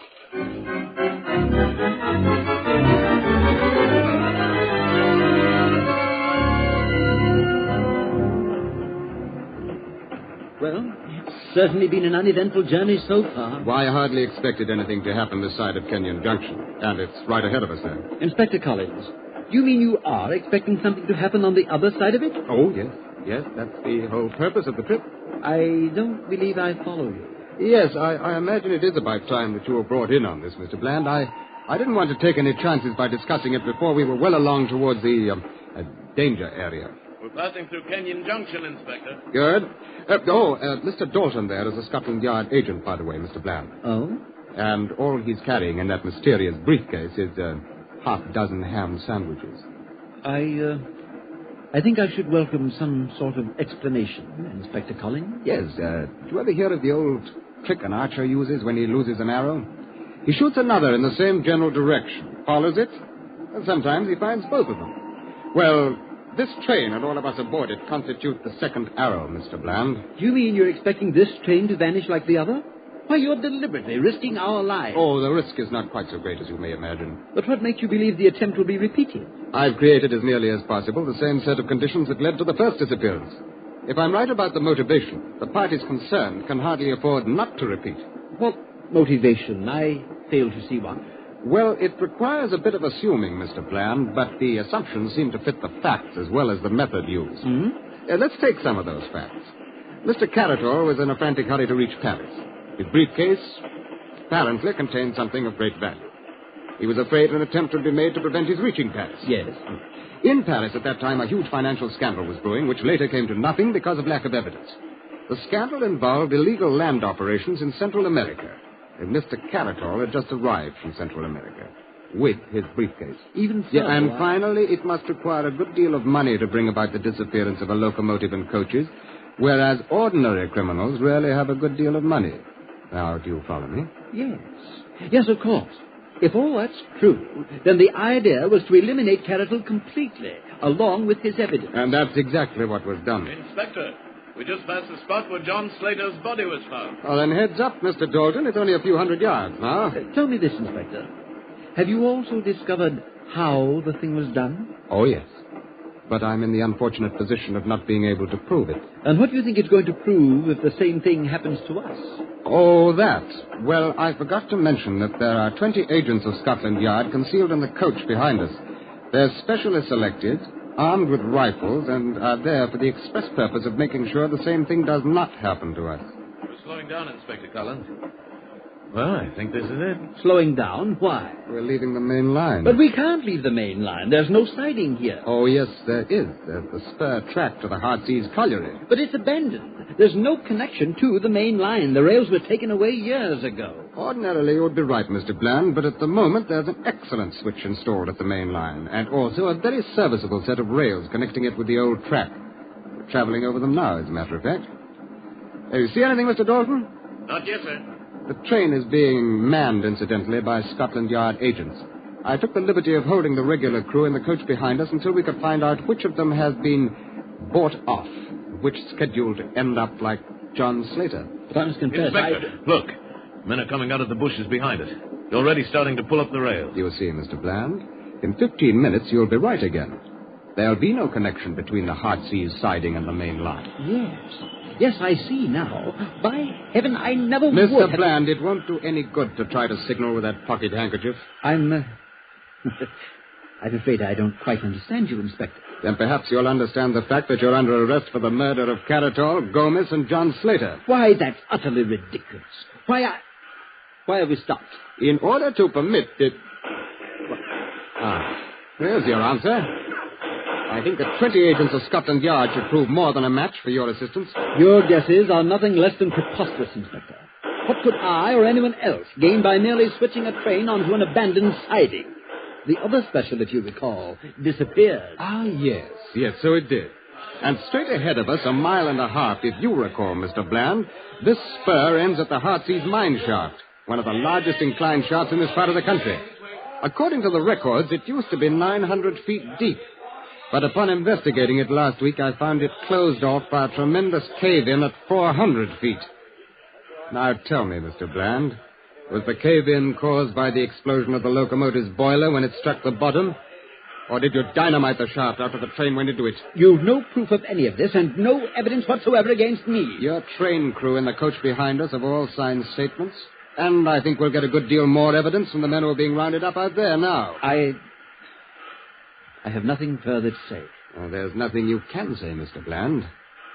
We've seen your bank account with those mysterious and heavy entries which are dated about the time the special disappeared, which I'm sure we shall be able to trace to certain French sources.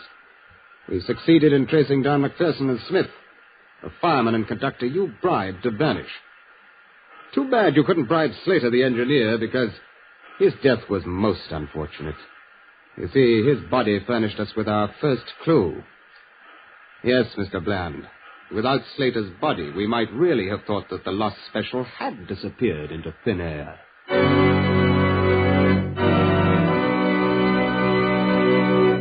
Escape is produced and directed by Norman MacDonald. Today we have presented The Lost Special by Conan Doyle, adapted for radio by Les Crutchfield, with editorial supervision by John Dunkel. Starred as Inspector Collins was Ben Wright, and the featured players were Parley Bear, John Daner, Edgar Barrier, Larry Dobkin, and Paul Frees. The special music was arranged and played by Ivan Ditmars. Next week... You're aboard the Orient Express, rushing through the European night, bound for Constantinople.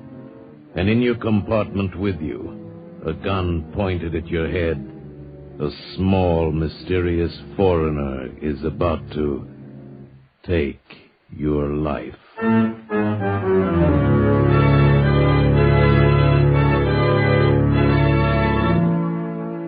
Next week, we escape with Graham Greene's exciting novel of intrigue, Orient Express. Goodbye, then, until this same time next week, when CBS again offers you Escape.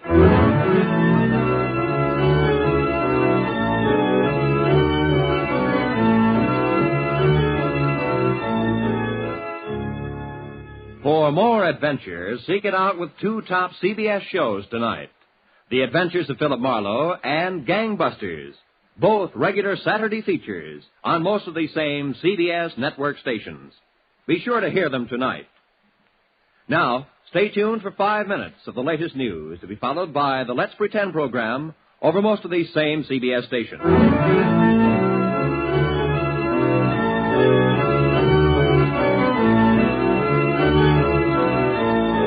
This is Roy Rowan speaking for CBS, the Columbia Broadcasting System.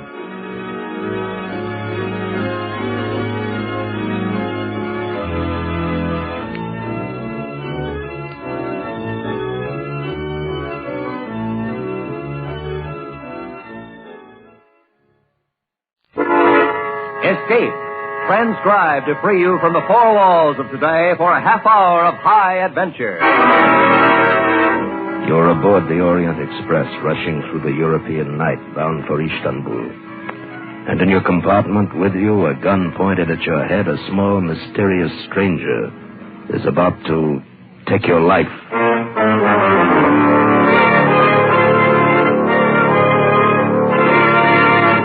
Today we escape from reality to the tense world of Balkan intrigue as Graham Greene pictured it in his famous novel, Orient Express.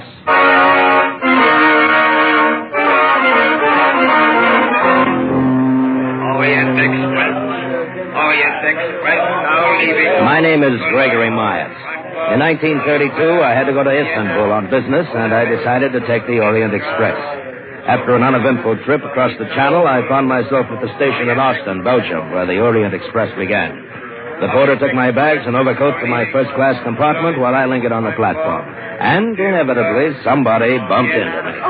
Oh, I'm sorry. Oh, that's quite all right. Oh, which way are the second-class coaches, please? That way, I think. Your suitcase looks heavy. May I? Oh, no, thanks. I can manage all right. Hello? Yeah, she had a very nice figure, trim and erect. I wondered whether she was going as far as Istanbul. Orient Express, en voiture. En voiture. I made my way down the platform to my coach. But there was a stranger in my compartment going through my overcoat. Young man, you have the wrong compartment. And you have the wrong overcoat. This coat is mine. Also this compartment, number 7. It happens to be number 8. 8? I have made a mistake. 1,000 apologies, sir. Oh, that's all right. Thank you. You are going to Belgrade, perhaps? No, I'm for Istanbul. So, allow me. My name is Richard John. How do you do? My name's Myers, Gregory Myers. I am grateful you are a fellow countryman. These little mistakes can be so difficult to explain. Fellow countryman? But I'm American. I also. I am a naturalized American all these many years, but the accent remains. Yes, I suppose it does. We are underway. I will go to my compartment. A most pleasant journey, sir, and again 1,000 apologies.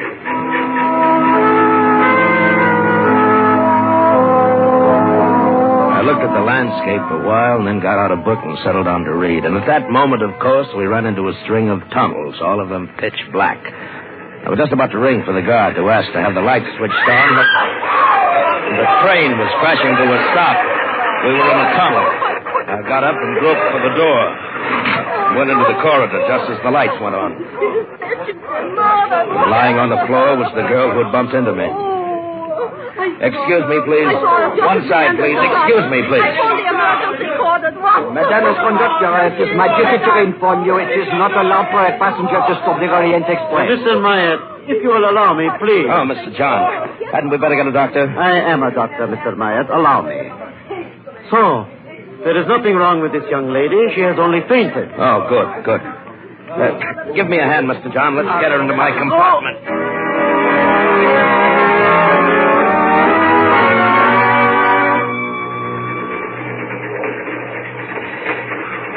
I'm all right now. Really, I am. Yes, of course you are. Here you are. Drink this. It's brandy. Drink it, young lady. It will help you. Good. I don't know why I think it. I never did before. When did you last have a decent meal? Yesterday? The day before? Suppose it was the day before. That's my affair. You have no money? No. How would you like to have dinner with me? Well, Please say yes. I won't say no. Fine. Will you join us, Mr. John? No, I prefer to remain in my compartment. As we dined, I learned her name was Carol Musker. She was a chorus girl, and she had a job waiting for her in Istanbul. I felt a bit sorry for her, but, well, more than that, I remembered how she felt in my arms when I carried her into my compartment. And I wanted to hold her again. I ate a lot, Mr. Myers. I hope you can afford the check. I think I can. Oh, good. Now, how about breakfast tomorrow? And all the rest of your meals till we reach Istanbul. Mr. Myers, I hope you don't have any ideas about me. Well, of course I have. You're very attractive. Well, I don't know anything about you. For all I know, you're married and have 6 children. I am not, and I haven't. How about you? I have no one. Well, then there's no reason why we shouldn't have ideas about each other, is there? And by the way, my first name's Gregory. More coffee or dessert? No, thanks. Well, then as soon as I've paid Mr. Myers. Oh, Mr. John. Excuse me. Is this yours? That's my pocketbook. I found it in the corridor outside my compartment. You must have dropped it when you lifted this young lady. He gave me my pocketbook and left the dining car. All my money was there, but one thing I knew, I had not dropped my pocketbook. Mr. John had taken it. Well, Carol and I started through the train. It was about 9 o'clock, and the lights were already dimmed. In the second-class coaches, people were asleep, sitting up in the crowded compartments. Mr. Myatt, here's my compartment. Thank you for dinner. It's, very early. You have to go in? Oh, I'm tired. Oh, it's too crowded in there for comfortable sleeping. Besides, you never know who's next to you. Oh, but I do. That little fat man, see? His name's Joseph Brumley. He introduced himself. Oh, he did he? You're not jealous. No. But what do you know about him? He might be a thief or a bigamist. Now you're being ridiculous. Well, good night, Mr. Myatt. Gregory? Carol, Hmm? you might kiss me good night. No one will notice. All right. What? Young lovers, eh? Oh, Mr. Brumley. If you're going somewhere, sir, why don't you go ahead? Do not be angry, please, sir. I was not spying, Mr. Meyer. How do you know my name? We all heard of the gentleman gallant enough to take Miss Muscat to dinner at the good doctor's suggestion. Doctor? What doctor? Mr. John. He's a doctor, is he not? Now, if you'll please excuse me, I must get some water. I'm quite thirsty. I don't think I like that guy. Carol, how about taking my compartment? Your compartment?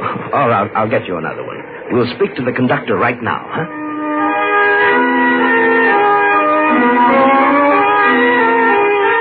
First-class compartment for the young lady, monsieur. You must wait until we arrive at Cologne. No tickets are sold aboard the Orient Express. We arrive in Cologne in, let me see, precisely 15 minutes. On track 2, Orient Express, leaving in 10 minutes. As we walked up to the first-class ticket window, a woman elbowed us out of the way. Please excuse me. You don't mind if I go first, do you? My train preparer leaves any minute. Well, in that case, go right ahead. Thank you. Oh, Hans, finish me. Where's the Glory? One to Paris, Hans. My editor's got me. She was a reporter, apparently. While waiting for her change, her eyes went past me to the Orient Express, and suddenly they widened. I followed her glance. Mr. John was just stepping back into his compartment. One moment, Hans. Change this ticket for a sleeper on the Orient Express. Make it Belgrade. Oh, you are lucky, Miss Warren. There is only one accommodation on the Orient Express. Good. Just a moment there. We were here first. I thought you were going to Paris. Not when I see Dr. Zinner on the Orient Express. Dr. Zinner? The man you were looking at was Richard John. Is that the name he's using now? Oh, Fräulein? Thank you, Hans. Just a moment there. I'm taking that ticket. My dear, I regret, but the lady asked for it before you did, and she is an old customer. Here's the ticket, Miss Warren.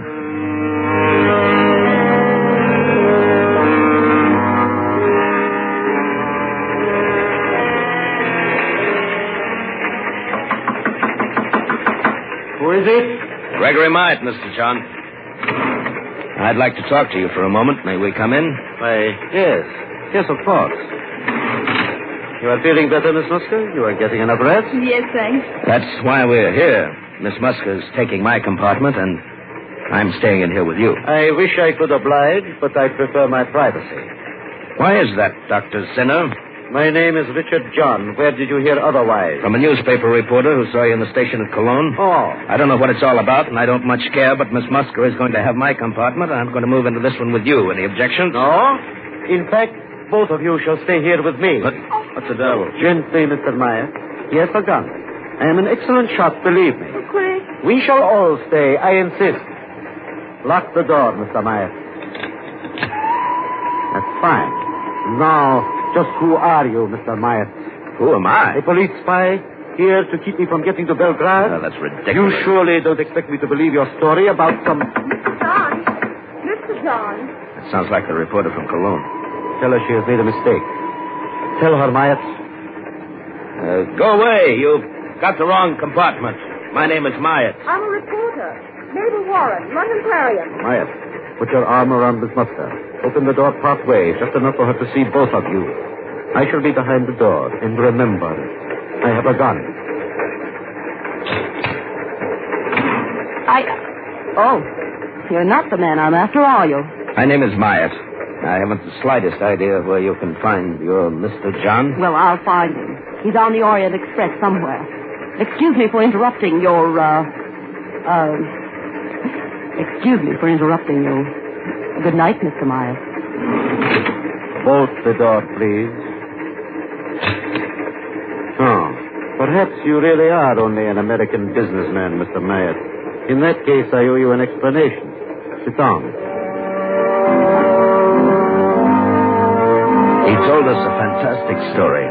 He was a political exile from his own country. He'd been forced to leave 5 years ago, and now he was going back to lead a rebellion, to overthrow the government by a coup d'etat. And to me, it made very little sense. Had it not been for the gun in his hand, I might have laughed in his face. If I am captured before this train gets to Belgrade, I will be executed. Once in Belgrade, however, I am safe. I am very popular. I know the city. There are thousands ready to hide me. Yeah, that's very interesting. Now that you believe we're who we say we are, you could put that gun away. I'll bunk here with you, and Miss Muska can go to my compartment. I cannot allow that. Among the passengers on this train are many of my countrymen. Some would be loyal if they knew about me, but others would not. Dr. Zinner will tell no one. I am sure you would not, intentionally, but it might slip out. No, I cannot permit you to leave this compartment. I'm warning you, if I can, I'm going to take that gun away from you. Don't try it, my friend. You're older than I am, Dr. Zinner. You're tired. Just how long can you stay awake?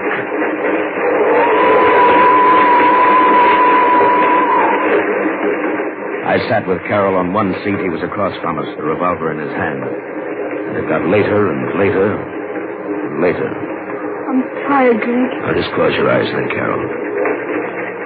Are you sleepy, Dr. Zinner? Not yet, Mr. Myatt. Carol was asleep on my shoulder. I fought to keep my eyes open, but I dozed off. And then somehow I came awake. I lifted my head. Dr. Zinner was asleep. I reached across and grabbed the gun. Oh, Greg. It's all right, Carol. I've got it. Well, Dr. Zinner? You are right, sir.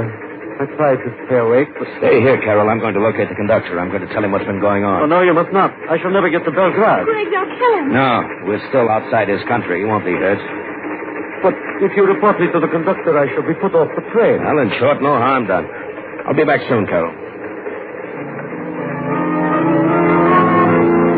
I left the compartment and started down the corridor. I heard a noise behind me, and as I turned, I caught a glimpse of a shadowy figure, one arm raised high above my head. Then the arm swung down, and something hard and heavy crashed against my skull.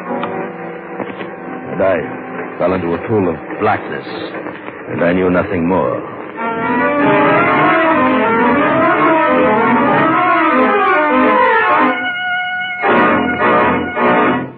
In just a moment, we will return to Escape.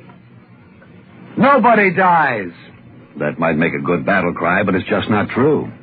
When a person with Social Security coverage dies, his family protection under Social Security includes monthly checks to his widow with minor children. Starting with the month of the insured's death, a check will go to the widow. A separate check will be made out for the children. The widow's payments will continue while the children are under 18 years of age. The widow's payments stop, however, if she remarries or goes to work. Remember, these Social Security benefits are paid in addition to other survivors' checks payable by the Veterans Administration. Have you investigated your Social Security benefits? And now, with our star, Bill Conrad, we return to the second act of Escape and the Orient Express.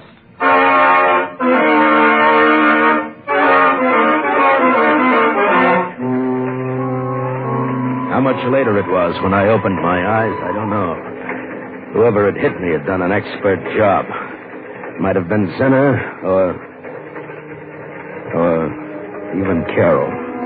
Had no way of knowing. The gun was gone. I dragged myself to my feet and stumbled down the corridor back to compartment number 7, but it was empty. Perhaps they'd moved to my compartment. I hurried to it. No, there was nothing in my compartment. My bags were gone, even my overcoat. Inside, I began to feel a strange, unreasoning fear. Why was it so quiet? Where were all the other passengers? Coming along the entire corridor. I opened every door in the coach. It was completely empty. I felt as if I were going crazy. And I lost consciousness again.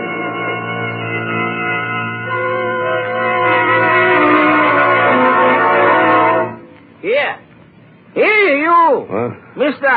What? Wake up! Wake up! What? Who are you? Sir. I am the brakeman. No? Tell me, what happened to everyone? This coach was full. I got on at Austin. Dozens of people got on at Austin. Oh, no, sir. This coach is empty. And it comes only from Regensburg. Regensburg? Huh? No, it's from Austin, I tell you. Look, compartment 8. This was mine. My bags, my overcoat, they were here, and now they've disappeared. Yeah, what was that? Oh, that is only the switch engine. We're on the yards outside Vienna. This coach is a deadhead. It was put on the Orient Express at Regensburg, and now we take it off. Deadhead? You mean... No, it's not my coach at all.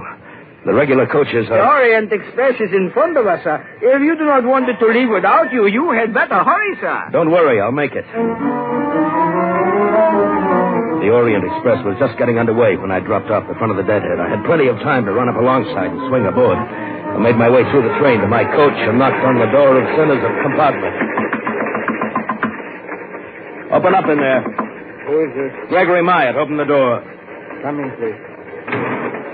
Lying on the berth, bound and gagged, was the reporter, Miss Warren. And standing beside her, gun in hand, was not Dr. Zinner, but Joseph Grunlich. You have a very tough skull, Mr. Myatt. I should have hit you a little harder, no? Where is Carroll? Where is Dr. Zinner?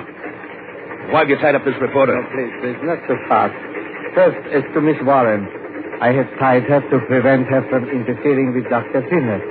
Had I allowed her to file her newspaper story, Dr. Zinner would never get to Belgrade. I happen to be an ardent follower of Dr. Zinner. I was standing watch last night when you dashed into the corridor, Mr. Myatt. You had this very gun in your hand. You had obviously broken away from Dr. Zinner. Fortunately, I had a black chair. Where is Carroll and Dr. Zinner? Do you promise to do nothing to interfere with Dr. Zinner's plan? I promise nothing. No, be reasonable. The Orient Express will soon cross the border into my own country.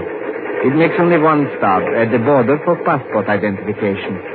After that, you are involved no longer. Why be stubborn? All right, Grunlich. I won't interfere. Mr. Myatt, I thank you. You may go now. Dr. Zinner and Miss Musker are next door in your compartment. Dr. Zinner was seated on one berth dozing, and Carol lay on the opposite berth fast asleep, traces of tears on her cheeks. She shivered. I covered her with my overcoat, and she woke up. Gregory, I didn't know where you were. Go back to sleep. Oh, I searched everywhere. I didn't know what to do. And I came back here. Oh, I was so tired. Dr. Zinner made me go to sleep. Everything's all right. In a few hours, everything will be fine. Now, close your eyes and go back to sleep.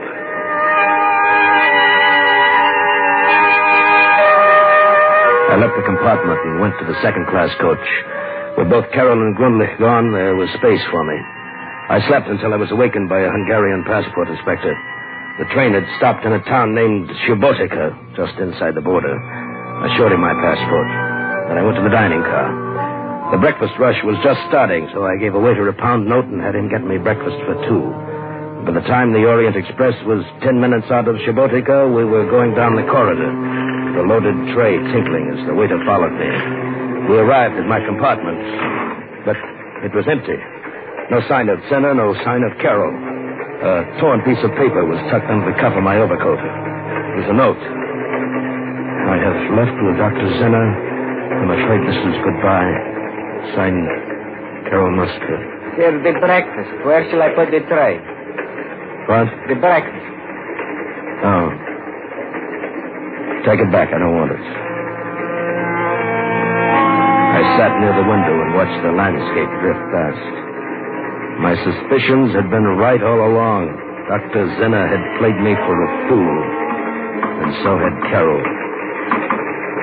After a while, I became conscious of a tapping sound on the wall of my compartment. It kept on, and suddenly I realized that it was coming from the compartment next to mine, someone's heel banging against the wall. It took only a minute to get next door. It was Miss Warren, the reporter, all tied and gagged. Oh, thank goodness.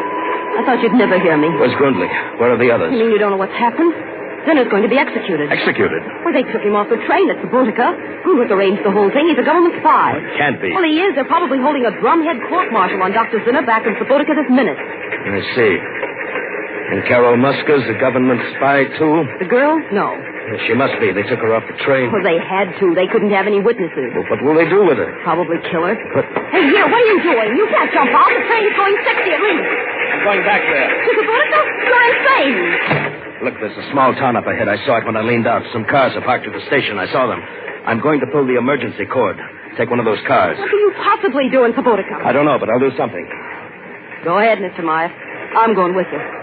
I pulled the emergency cord, and in a matter of seconds, the Orient Express was screeching to a halt right at the station. I flung open the door, and with Miss Warren close behind me, I ran toward the parked cars.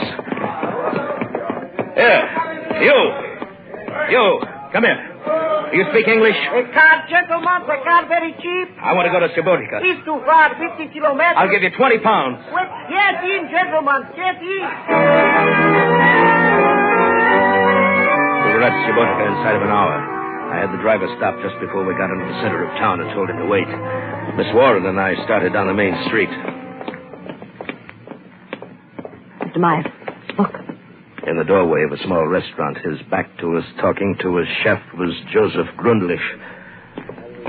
Just keep walking. All right. Try to hear what he's saying. Meal for 2 people. Have it sent to the railroad station. Good one. Did you hear what he said? Something about a last meal for 2 people to be taken to the railroad station. Don't turn your head. Just keep walking. Yeah.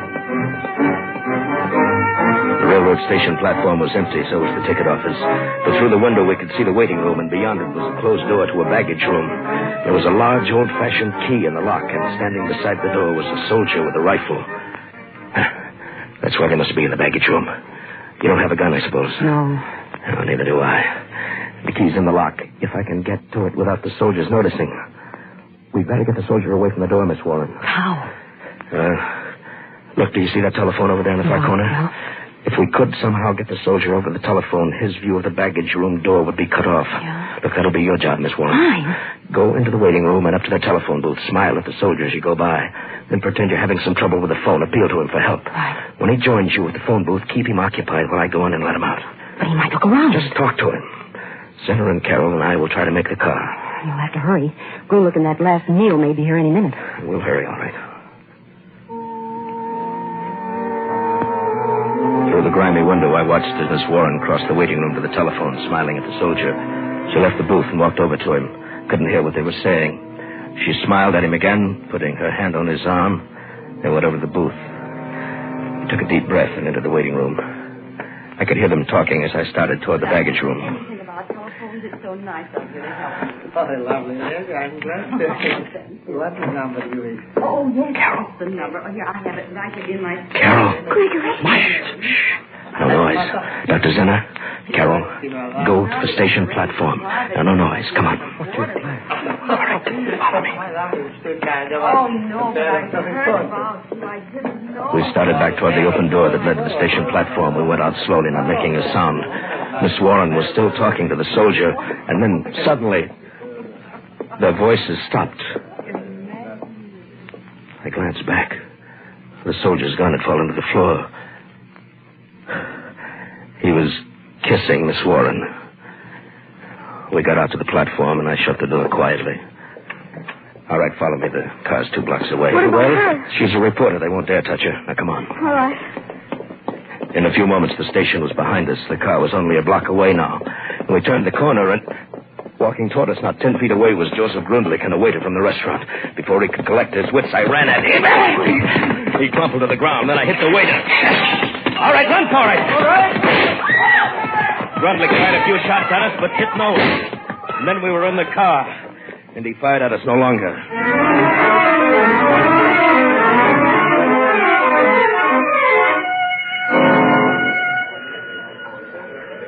What deal? Orient Express, all aboard. Goodbye, Dr. Zinner. You sure you won't come along? Oh, I stay here in Belgrade. I shall be all right now, thanks to you. Goodbye, Mr. Meyer. Goodbye.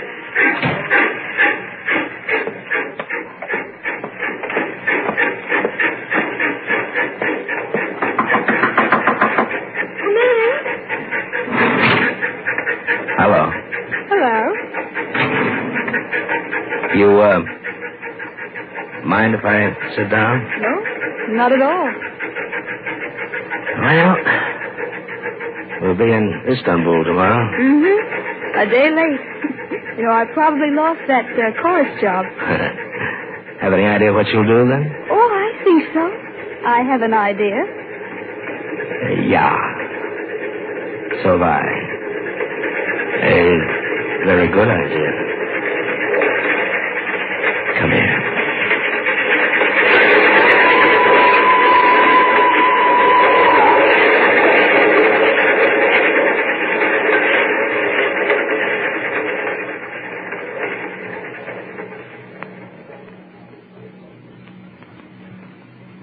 Escape is produced and directed by Norman MacDonald. Today we have presented transcribed Orient Express by Graham Greene, adapted for radio by Sheldon Stark and Walter Newman, with editorial supervision by John Dunkel. Starred as Gregory Myatt with Bill Conrad.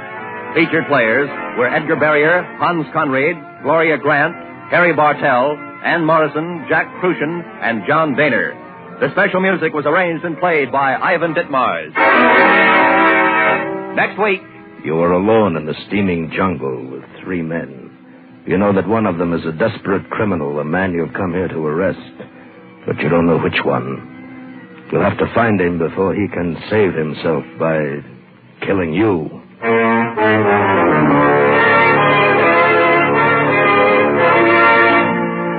Next week, we escape with L.G. Blockman's exciting tale of a manhunt, Redwine.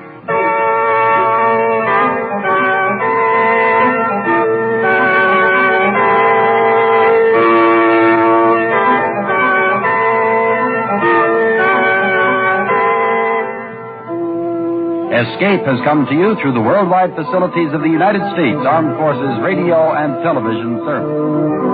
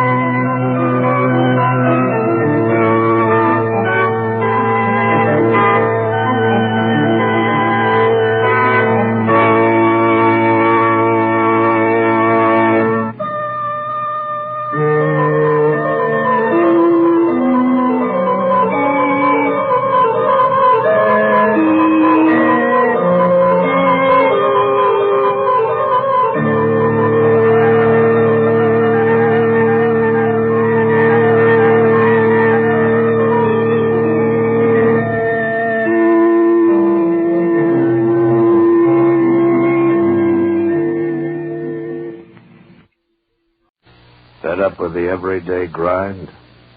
Tired out by the dull routine? You want to get away from it all? We offer you Escape. Escape, transcribed to free you from the 4 walls of today for a half hour of high adventure. You're alone in the jungle with 3 men. You know that one of them is a desperate criminal whom you've come to arrest, but you don't know which one.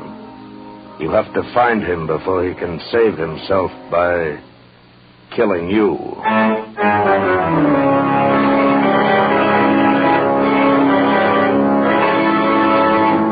Today we escape from reality into the depths of a tropical jungle in a tantalizing search for a murder, as L.G. Blockman told it in his famous story, Redwine.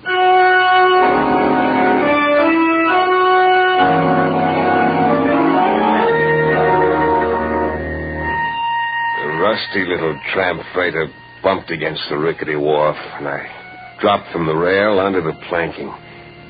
For the first time, felt the humid heat roll out of the jungle. This was Tanjong Samar, sweltering, half forgotten, last outpost on the rubber coast of Borneo. I crossed the beach and walked up the path of crushed shells leading to a low bungalow at the edge of the jungle. The freighter would lie at the wharf for 4 hours. Plenty of time for me to get the thing over with and be back aboard when she sailed. I was expecting trouble, of course, but no real danger. I'd done jobs like this before, or at least I thought this would be the same. I thought so until I stepped up on the porch and met Herr Kurt, controller of the Tanjong Samar district. Yeah, I'm Herr Kurt, the controller. What is it I can do for you? My name's Paul Vernier, Mr. Kurt. I have a letter of introduction here from the Governor General. There you are. It's the Paul Vernier from the United States. Yeah, the governor promised me your cooperation. So I see. Cooperation is good, but it does not say cooperation in what? I've come here after a killer, Mr. Kurt. Oh? Dayaks, maybe? Headhunters? No, this one's a civilized killer. An American wanted in San Francisco for murdering his wife. His name is Jerome Steeks. I see. Won't you sit down, Mr. Vernier? Won't give him. You go. Sure, Tuan. I'll bring right away. We'll have coffee in a moment. Oh, nice of you, but maybe I better pick this guy up first. I'd hate to miss the boat and have to lay over 5 days. You're acquainted with this Steeks, Mr. Vernier? No, I've never seen him. You have photographs? Right, not. No fingerprints. Now, this happened 2 years ago. Until last month, we had it listed as a double suicide. Oh, what are you driving at, Mr. Kurt? Simply this. There's no one in my district by the name of Steeks. No, he wouldn't be using his own name, of course. There is an American here, though. 3 of them, Mr. Vernier. Employed as foreman on the Kota rubber plantation here at Tanjong Samar. According to my information, Steeks came here from Batavia about 6 months ago. They all arrived 6 months ago on the same boat. The Kota company is just going back into operation, you understand? I see. Well, according to people who have seen him, Jerome Steeks is a man about 35 years old, of medium height, slight build, pale complexion with black hair and mustache. Amazing. Any one of these men might fit that description, except that all are clean-shaven and heavily tanned from the tropical sun. Furthermore, Mr. Vernier, all 3 of the men have light blonde hair. Good. Pour 2 cups. I won't bring your baggage up from the wharf, Mr. Vernier. It appears your business may take a little longer than 4 hours. I'm certain of the information I got in Batavia. I know the man's here. Then the problem resolved itself into a matter of identification. Yeah, an hour's talk with the 3 of them ought to do that. I doubt that, Mr. Vernier. The swarms here at Tanjong Samar are infested with fever. Cream. It is always hot, like now. And the jungles back there swarm with krites. Krites? A deadly little snake no longer in your forearm. There you are. And in the rivers, there are crocodiles. So? Men rarely come here unless they are running away from something, trying to lose their past. I think you'll find all 3 men have manufactured stories. So, I was want to choose. Well, sometimes a man can be identified by his personality. And the personality of this man Steeks is something out of the ordinary. Well, a foreman on a rubber plantation, yes. I doubt if all 3 of these men can be aristocrats. And in a sense, well, that's what Steeks is, a cosmopolitan. He's lived all around the world, always associating with top society. He's a lover of fine foods and wine, speaks French and German fluently. What's wrong? Well, he's a gourmet, a bon vivant, a man of perfect taste in clothes and manners. And a murderer. Yeah, and a murderer. Yeah, well, when the 3 men return this evening, I shall be most happy to introduce you to them, though it's quite probable they are aware of your identity already. My houseboy there told me you were a detective before you stepped off the wharf. Oh, I see. So, in other words, the murderer probably knows who I am and what I'm here for, but I haven't the slightest idea who he is. Exactly. It's quite an interesting thought, isn't it? More coffee, Mr. Vernier?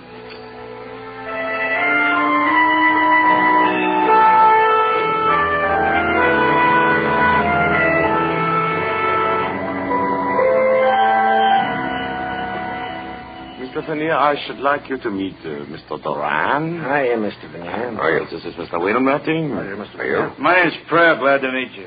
Same here, Mr. Prale. Might as well drop the mister. We don't use him much around here. I'm Prale. That's Duran. That's Wilmerding. You're Vernier, if it's all the same to you. Sure, Prale. Why not? Now, if you gentlemen will excuse me, I have a number of things to do. Will you bring Mr. Vernier to my bungalow for dinner? We'll celebrate having a guest in Tanjong Sama. Yeah? Sure. Okay.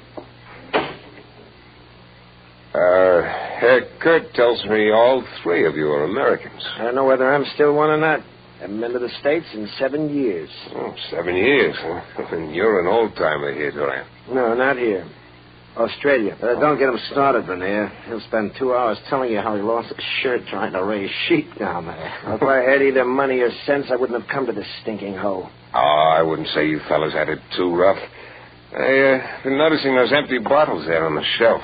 What do you mean, Vernier? Paul Masson, 1936. That's good champagne. You boys are living like connoisseurs. No. You're overrating us, Vernier. Those empty bottles were already here when we came. Oh? Just never got around to throwing them out. Prale here is the only connoisseur in the bunch. He can tell you anything you want to know about wines. Yeah. Or about anything. Dry up. Just because a guy happens to know a little more than somebody else, there's no reason to keep riding him all the time. We sure knew some way to make ice. Getting plenty fed up with warm beer day in and day out. Yeah, that would get pretty tiresome. I think I'd switch to Chambertin or Chablis or something. Come again? Well, I didn't necessarily mean those in particular, but there are quite a number of wines that are even better warm than they are chilled. No, you're in the wrong place, chum. We wouldn't know what to do with them if we had them. This is strictly a beer and gin crowd. Well, there'd be no kick on that if we had some ice to go with it. Oh, what I wouldn't give for a cold, frosty bottle. Oh, relax, will you, Wilmerding? You're making me thirsty. How about some music? Music? Does one of you play some instrument? Sure, Prale. He's terrific on that phonograph over there in the corner. Oh. Only trouble is he thinks 3 o'clock in the morning is the greatest song ever written. Well, I can see that would lead to quite an argument, Duran. Particularly if you're a lover of the classics. No, I don't go for that long-hair stuff. Oh. But I would like to hear a fast number once in a while that's less than 10 years old. Yeah, you ought to see this collection Prale dragged up here from Batavia. Strictly from the gay 90s. Prale, you don't by any chance have a number called Il y a un métier dans cette maison? Ah, some Italian opera. Oh, no, it's French. Well, come on, Prale, translate it for us. You claim to be an expert on the French language. Oh, it's worded kind of funny, like poetry. Oh, sure. Yeah, the last word, though, maison, that means house, I know that. Well, that's too bad. I thought maybe Jerome Steeks might translate it. It refers to him, of course. What are you talking about? The sentence reads, there is a murderer in this house. Huh? Well, so you're finally coming out in the open, huh? Yeah. We heard you were a detective, Vernier. You're after some killer you've never seen named Steeks. You figure one of us is it. That's right, Prale. And the guy you're after is Wilmerding. Are you crazy? Who ever heard of anybody with a name like Wilmerding unless they made it up? Made up nothing. I got a passport to prove it. What are you trying to do, Prale? Turn attention away from yourself? I got nothing to hide. It's either you or Duran. You can leave me out of this right now. There's plenty of people in Australia who can tell you who I am. Unfortunately, though, there's nobody in Tanjong Sama who can tell me for certain who any of you are. One of you is a murderer, and by the time the boat gets back here, I'll know which one. Either I'm going to take Jerome Steeks back to San Francisco, or I'm going to kill him trying to. You can count on it. Well, what do you say we go on over to Kurt's bungalow and have dinner?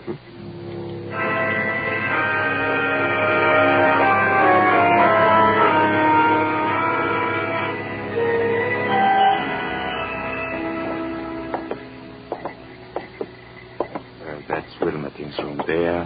Duran sleeps here. And Prale on down at the end. And this is the guest room. Oh.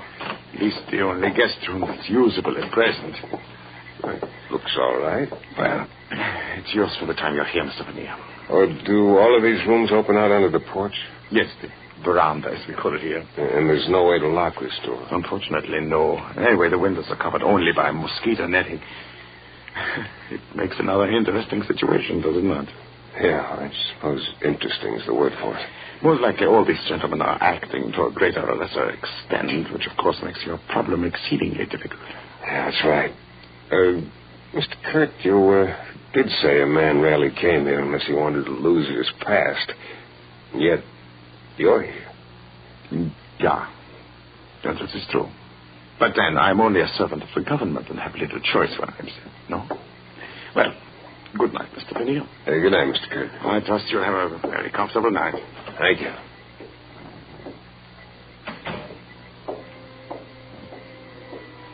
I sat there for a long time after Kurt left, trying to figure things out, getting nowhere.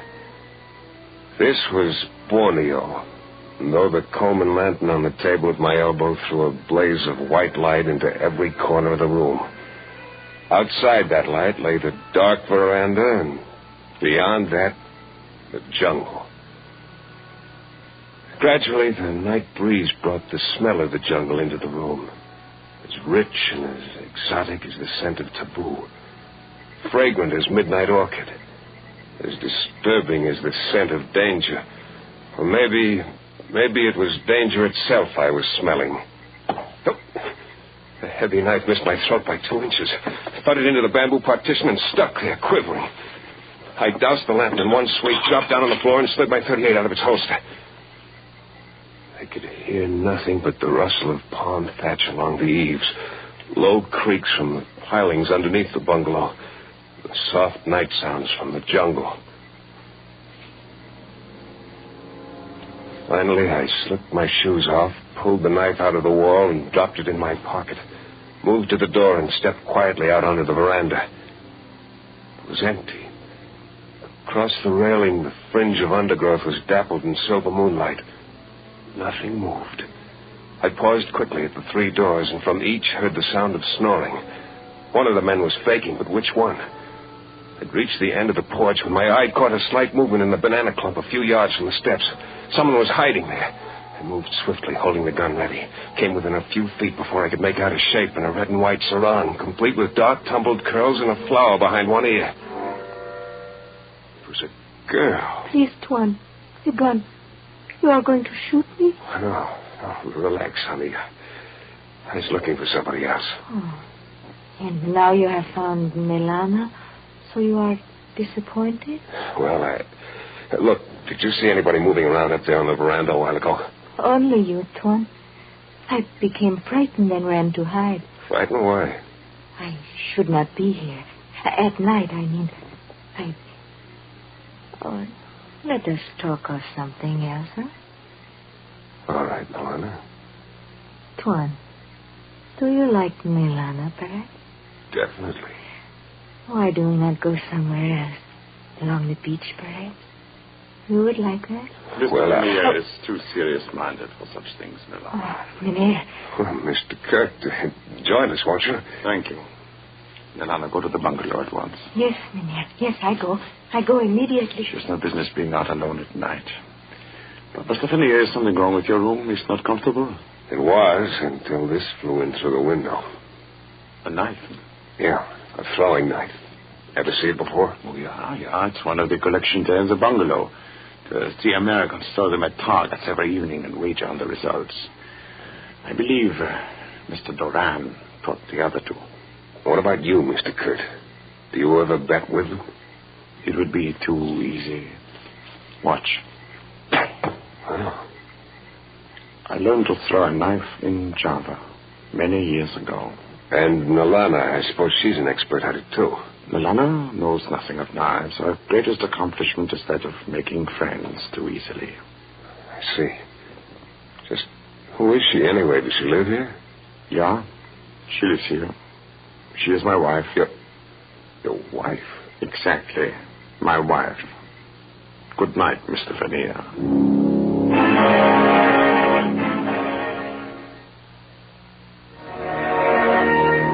When I finally turned in that night, I didn't make the mistake of lighting the lantern again.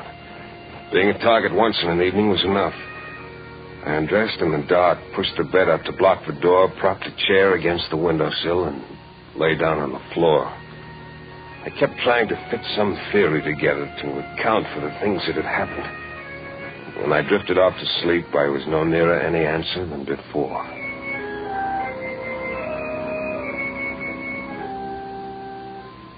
I woke up with the first light of dawn.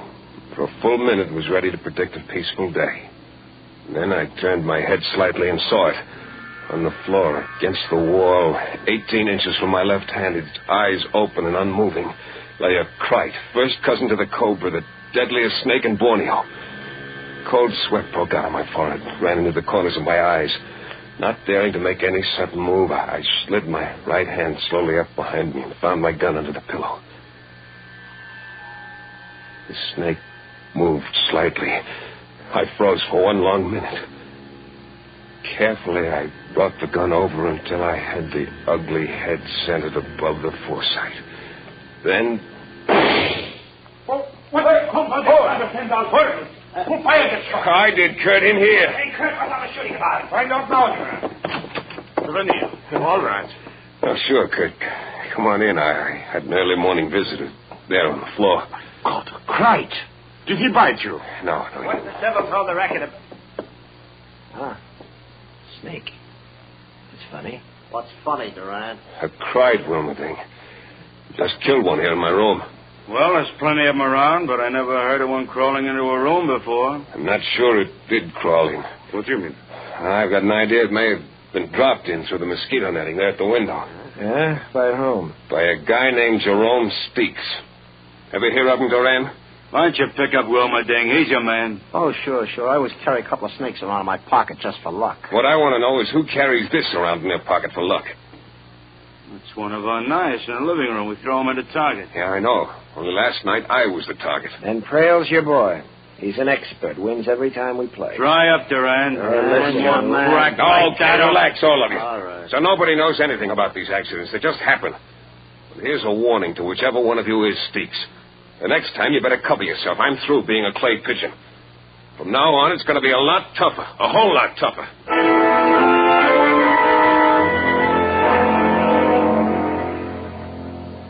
That day passed. The next. I got exactly nowhere. Things didn't fit. Didn't add up. I saw Nilana several times, but had no chance to speak to her. When Herr Kurt was with me, she'd pass without a glance. But if I was alone, she'd manage a quick, provocative smile that sent shivers down my spine. By the fourth day, the tension among us had grown almost unbearable. The steamer was due the next evening on its return trip to Batavia. I needed a break of some kind, had to have one. Well, it came at dusk when I dropped into my room to change for dinner. Tuan. Huh?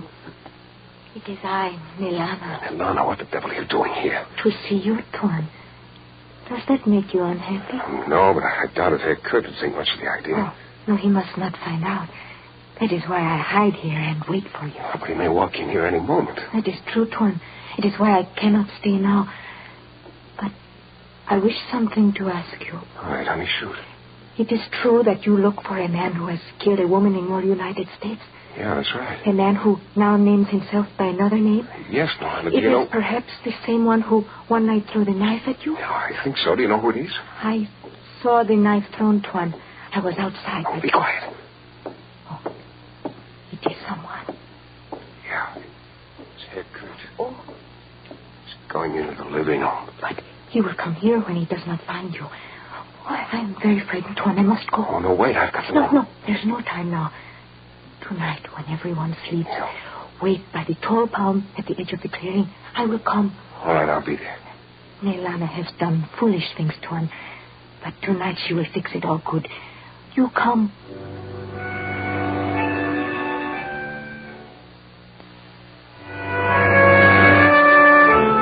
I waited for a long time in the shadow by the palm tree. Watched the moonlight sift down through the shaggy fronds. 2 hours passed. She didn't come. Waiting there, though, in the jungle night, a plan began to form in my mind. A long shot, true enough, but one with possibilities. It needed luck to work, but I'd come to the point where I had to count on a little luck. At any rate, I decided to start the ball rolling the next morning, after breakfast. Now, wait a minute, Vernier. Let's get this straight. I thought I put it straight enough, Duran. I said the hunt's off. I'm pulling out on that boat tonight. You can all relax. Yeah, but 5 days ago you were so cockeyed sure it was one of us. How come the switch? 5 days ago, Wilmerding, I didn't know you guys. I was certain of the information I picked up in Batavia. And I'm not so certain of it now. But change your mind. A sweet disposition? No, exactly the opposite, Frail. Now, I doubt very much if any of you guys is who he claims to be. I wouldn't be surprised if Duran, Wilmerding, and Prale are all phony names, but that's not my business. I came here after Steeks. I've decided now I made a mistake, and that's that. Wait a minute. Aren't you forgetting the fact that somebody tried to knock you off a couple of times? Well, let's just say the reason for that was a side issue. Had nothing to do with Steeks. You come in here, push us around for a week, and then decide it was all a mistake. I'm sorry, Prale. And look, I'm going to try to make up for it this evening. I'm throwing a dinner party at Herr Kurt's bungalow before the boat leaves tonight. You're all invited. Yeah, now that's pretty decent of you, Bernier. I'll get some food and drinks from the captain as soon as he docks. If you're as fed up with Reistoffel and warm beer as I am, you'll be ready for a change. Sure is all right with me. Good. And it's all settled. And I can promise you at least 2 surprise dishes. Maybe 3 if you care. Beg your pardon, gentlemen. Oh, Herr Kurt, come on in. I was wondering if any of you had seen Elana this morning. Not me. Well, what's wrong, Herr Kurt? I'm rather concerned about her, Mr. Vernier. She has not been home since early last night. I had a couple of ideas about that myself. Ideas I wished I didn't have. Anyway, as soon as the rest of the bunch went about their business, I began my own search for Nelana. I didn't know the country, and it was nearly dusk before I found her. Then I said nothing about it to anyone. But sitting at the table that night while the dinner party moved along, I was seeing everything through a haze of red. The same color as the red in the sarong wrapped around the slim figure of a beautiful girl. I kept thinking how she'd never smile anymore, how she'd never walk in the moonlight again, because somebody had cut her throat. I know a story along the same lines. I never heard that one before. What a dinner. After 6 months of rice stuff, I could go crazy of it. Yeah, when you throw one, Vernier, you really throw it. Well, this is only the beginning. Beginning? Where can you go from here? Well, right now, for instance, roast pheasant. All right, Wong, bring it over. Sure, Tuan. Right away, I bring. Would you like for me to put here for you to carve, Tuan? No. I wonder if you'd mind carving it, Herr Kurt. Not at all, Mr. Vernier. I should be happy to place it here, Wong. Boy, I haven't had a roast pheasant since Australia. We used to shoot them all the time. Even the smell's enough to drive you crazy. You said it, Prale. Oh, you haven't seen anything yet. The pheasant is the main dish, so the 2 surprises go right along with it. Wong, bring it out. Sure, Tuan. I bring right away now. Careful, don't drop it. There we are. Thanks. Well, there you are. It's Chambertin, vintage 1911. Unquestionably the finest red wine that exists in the world today. Holy smoke, where'd you get it? Oh, I found out on the trip in the captain of the steamer had a few bottles. Took a lot of talking to get one out of him, but I'll open it, Wong. Have you got the glasses? Here, Tuan. Good. Well, boys, you may go back to warm beer tomorrow, but you got the best tonight. Now, Wong, show him the second surprise. One big bucket ice. Ice! Real honest to gosh cracked ice. Oh, I haven't seen a chunk of ice for 6 months. Oh, I thought you'd go for that one. All right, Wong, serve the wine, will you? Sure, Tuan. You know, it was pretty amazing to find 1911 Chambertin on a little tramp freighter down here in the South Pacific. The stuff's so rare, it's hard to get at any price anymore. Maybe so, but that ice is what gets me. Yeah, that's it, Wong. Dump plenty in mine. Oh, Wong, stop that. What the devil are you... What's the matter, Wilmerding? What I mean is... You mean you're well aware of the fact that ice kills the bouquet of Chambertin? Isn't that it? Steeks? Steeks? You mean Wilmerding? Yes. Once a gourmet, always a gourmet. A crook with enough sense to keep his hair dyed black for years so he could become a natural blonde if he ever had to make a getaway. But not enough sense to keep still and let me ruin a bottle of wine. Hey, easy with those hands. Don't try reaching for a gun. Let him reach what, Mr. Vernier? Kurt, no. Put down that knife. Look out, Vernier. Go for his gun. Too late.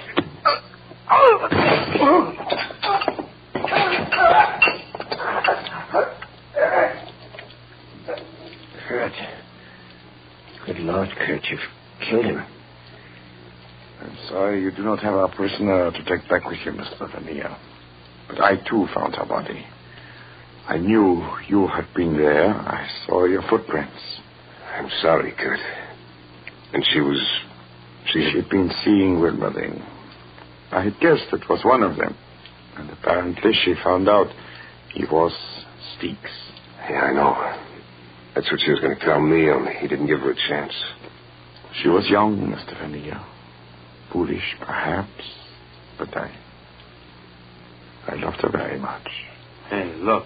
He knocked over that bottle of wine. It's pouring out all over the place. Yeah. Brother, what a mess. Yeah, Dorian. It's quite a mess. Only one thing, though. Not all of it is red wine.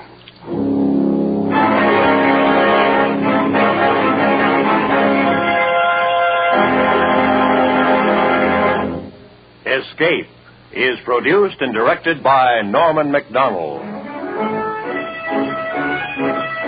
Today we have presented transcribed Red Wine by L.G. Blockman, adapted for radio by Mort Lewis and Les Crutchfield, with editorial supervision by John Dunkel. Starred as Paul Vernier was Jeff Chandler, with Barry Kroger as Herr Kurt. Featured players were David Ellis, Lou Krugman, Jack Crucian, and Lorette Philbrandt. Goodbye, then, until this same time next week, when once again CBS offers you Escape. Fed up with the everyday grind? Tired out by the dull routine? Want to get away from it all? We offer you Escape. Escape. Transcribed to free you from the four walls of today for a half hour of high adventure. You are flying over the lonely wastes of the Pacific, lost, torn by the fury of a typhoon, your gas running out. And ahead of you is an adventure so strange, so terrifying, that your mind cannot accept it.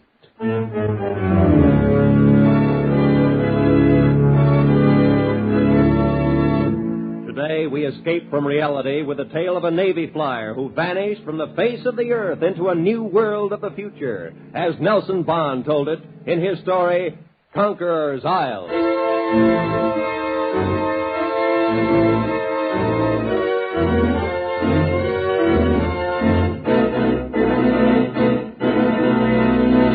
You've got to believe this. It sounds utterly impossible, I know. It sounds crazy. That's why I'm here, sir. But it's the truth, and you've got to believe it. You've got to, sir. That's the way he started, almost as soon as I'd walked into his hospital room. He wasn't violent, you understand. There was no need for restraint. But his every action, every gesture was evidence of a psychotic condition. To be extremely charitable, battle fatigue. Well, anyway, it was an odd case. I was already acquainted, of course, with the history. Young man, graduate of Annapolis, lieutenant in the Fleet Air Arm, excellent record, citations for bravery and so forth. And toward the end of the war, he and his bomber crew disappeared over the South China Sea. Search failed to turn them up. They were, of course, presumed to be lost. And then a month ago, almost 4 years later, Lieutenant Brady was found by a Brazilian freighter drifting helplessly and nearly dead in a tiny life raft from the airplane. Curiously enough, his position was not far from that last reported by his radio operator 4 years ago. But when he was asked where he'd been, he gave a story so fantastic, so utterly unbelievable. You've got to believe it. You've got to, sir. At ease, Lieutenant.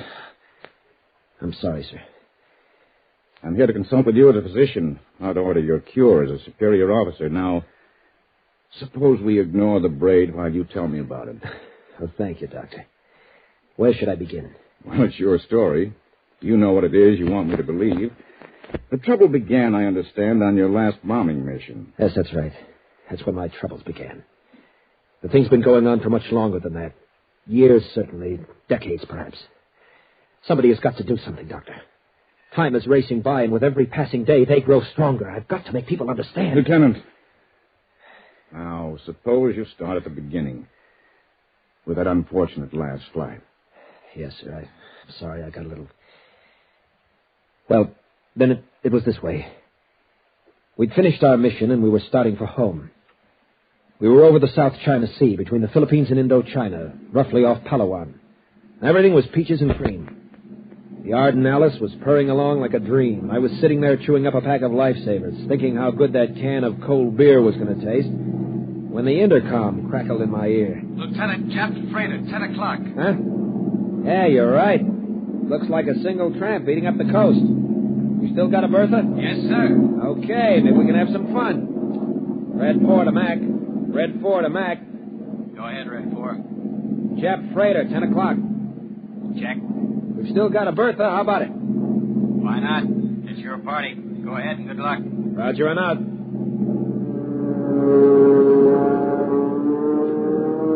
It was as easy as hitting a sitting duck. The long dive, the bomb release, the pull-out, the dull concussion. We laid her down her aft stack, and that Jap ship went up like a Roman candle. Hey, nice going, Lieutenant. Right on the button. That's one Jap we won't have to worry about anymore. Lieutenant, we're hit. Huh? A piece of that Jap must have come up and hit us. We're spraying gas all over the Pacific out of the left wing tank. Yeah, I see it now. Well, guys, get ready for a bath. We'll never make it back. I object. It ain't Saturday night. Never mind. I always did want to take a ride on one of them little rubber boats. No need to worry.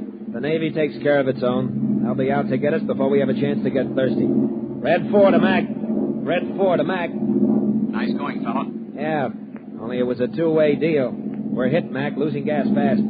Think you can make it? Nope. It's a salt bath for us. Sorry, fellas. Keep your radio on. Give your last position to base before you ditch it. They'll have a rescue party out in an hour. Wilco. See you tonight. Good luck. Over. Roger, out. You see, there was nothing to it. Happened every day. With ships all over the Pacific, they'd have a destroyer sitting there when we came down.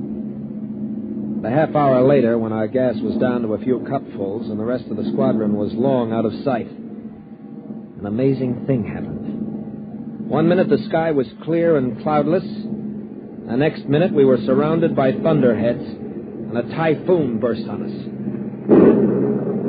Holy cow, Lieutenant. Where'd this come from? I don't know, but it's a Lulu. Fasten your safety belts. There's no telling what this'll do to us.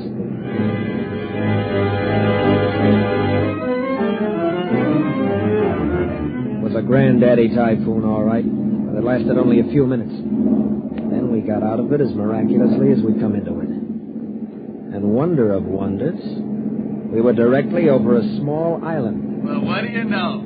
Take a look at that sight for sore eyes. Man, oh man, it looks mighty fine to me. What island is it, Lieutenant? I don't know. I don't recognize it. After the way we got tossed around back there, I haven't any idea of our position. We could be anywhere from the coast of China to the Philippines. Who knows? Who cares? It's dry land. Yeah, just in time. We're out of gas. Hey, Jack. Yep. See if you can get a fix and radio our position. We're going down.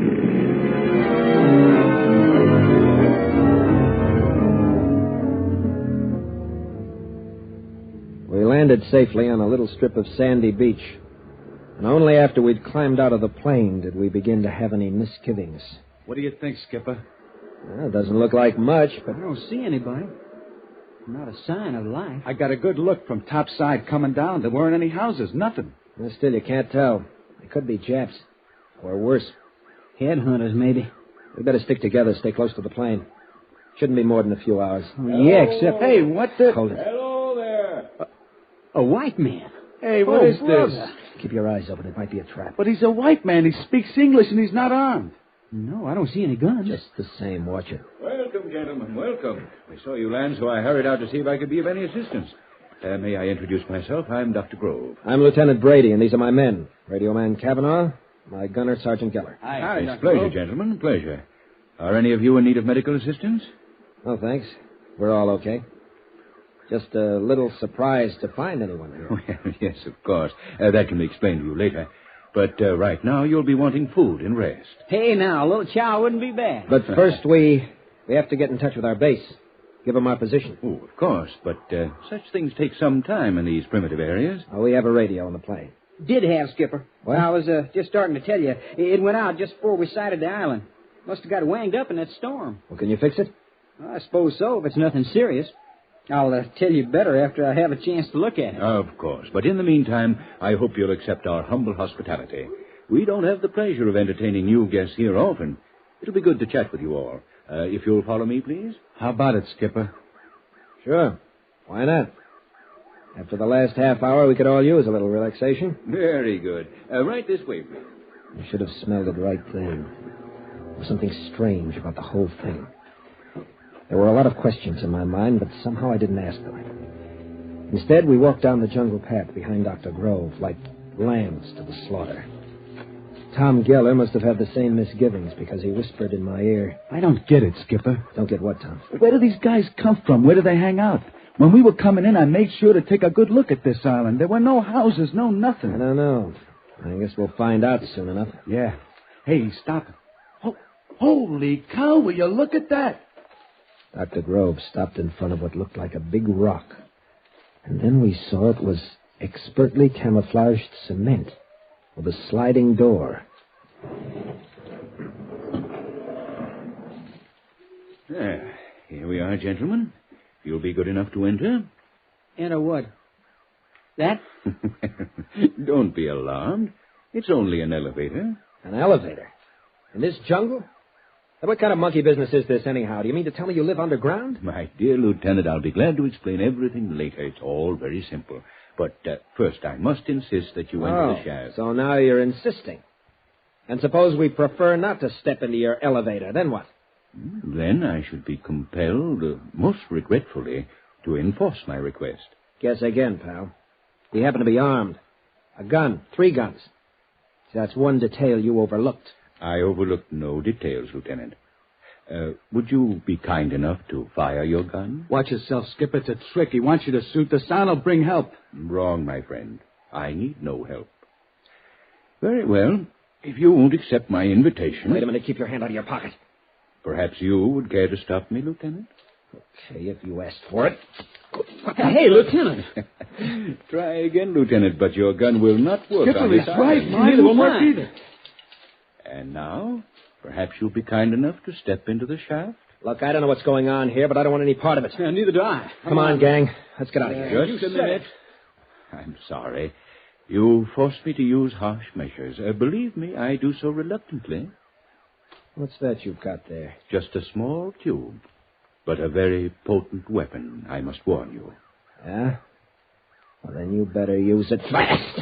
I made a desperate lunge for him, and suddenly... a tiny shaft of light flicked out from the tube and touched me. And I stopped, frozen in my tracks. Conscious, my eyes open, seeing him, hearing him. But try as I would, I could not move a muscle. I was as if turned to stone.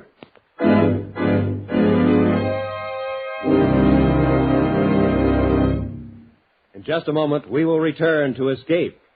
But first, both Gangbusters and The Adventures of Philip Marlowe are regular Saturday night features on most of these same CBS network stations. So be listening tonight when they bring you an exceptional, fast-moving, gripping hour of mystery. And now, with our stars, David Ellis, Ted Von Eltz, and Bill Johnstone, we return to the second act of Escape and Conquerors Isle.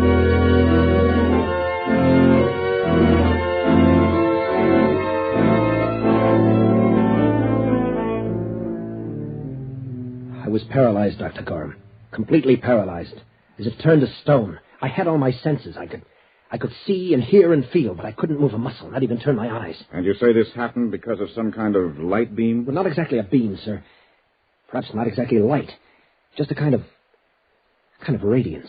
A gas, perhaps? No, because it had no form, no odor, no taste. It was like becoming enmeshed in a web of moonbeams. I see. And its only effect on you was to immobilize you. Yes, that's right. It didn't burn or sting or cause pain in any way. I simply couldn't move. It was like a hypnotic trance. And then? Well, then some of Dr. Grove's companions came out of the elevator. They picked us up and carried us. I could feel their hands very softly, as if they were far away from my body, as if there were layers of rubber between them and me. But I could hear Dr. Grove talking. Place him in the shaft. Gently, please. I could see him bending over me into my line of vision. I'm sorry, Lieutenant. I sincerely regret having to inconvenience you. But, you see, just as we have the means of hampering your primitive mechanical devices, your guns, your radio, so do we have the means to enforce our requests. Requests which are, I assure you, only reasonable and necessary under the circumstances. Very well. Take us down. My head was reeling, and fear was growing in me. Who were these men to talk of radio as a primitive device? What kind of men were they? Where were they taking the three of us, and what were they going to do with us? As if he'd read my thoughts, Dr. Grove leaned over me again. There's no need to be alarmed, Lieutenant. No need at all. All right. Gently. Carry them gently. Well, Fraser? I'm sorry, Frater Dorden. It was necessary. They would not come willingly. I see. Yeah, a few of them do. I'll put them in the sleeping chambers until they recover. And be gentle. They are so frightened. Poor things. Poor things. Poor things, he'd said. Not as if we were human beings at all, but animals. Some weak, dumb animals with whom they must be gentle. It was then that I began to know real fear. We were in a great underground city, but I could see little of it. Nothing except what passed in front of my rigid eyes. Then I was carried into a room, deposited upon a soft couch, and left alone. I could not close my eyes, but gradually the light began to fade, to melt away. I was in deep blackness, and I slept. I don't know whether the return of the light awakened me, or whether it came on automatically when I woke up. But the room was bright, and I could move again. I jumped up, tried the door, but of course it was locked, and there was no other way of escape. The room was a small cell with metal walls and ceiling, a kind of metal I'd never seen before. There was a cot, a desk, and a chair, and nothing else. But the really amazing thing was the light. I searched the entire room carefully, but there were no fixtures, no indirect lighting arrangements. The light came out of the walls, evenly, filling the room, casting no shadows. Suddenly I wanted to see Kavanaugh and Geller. I yelled at the top of my lungs. But there was almost no sound, no echo from the walls. They simply absorbed the sound into utter silence. Then as I stood there, with fear cold in my stomach, I heard a faint sound, a footstep behind me. I whirled around just in time to see Dr. Grove stepping through the wall. You said through the wall, Lieutenant.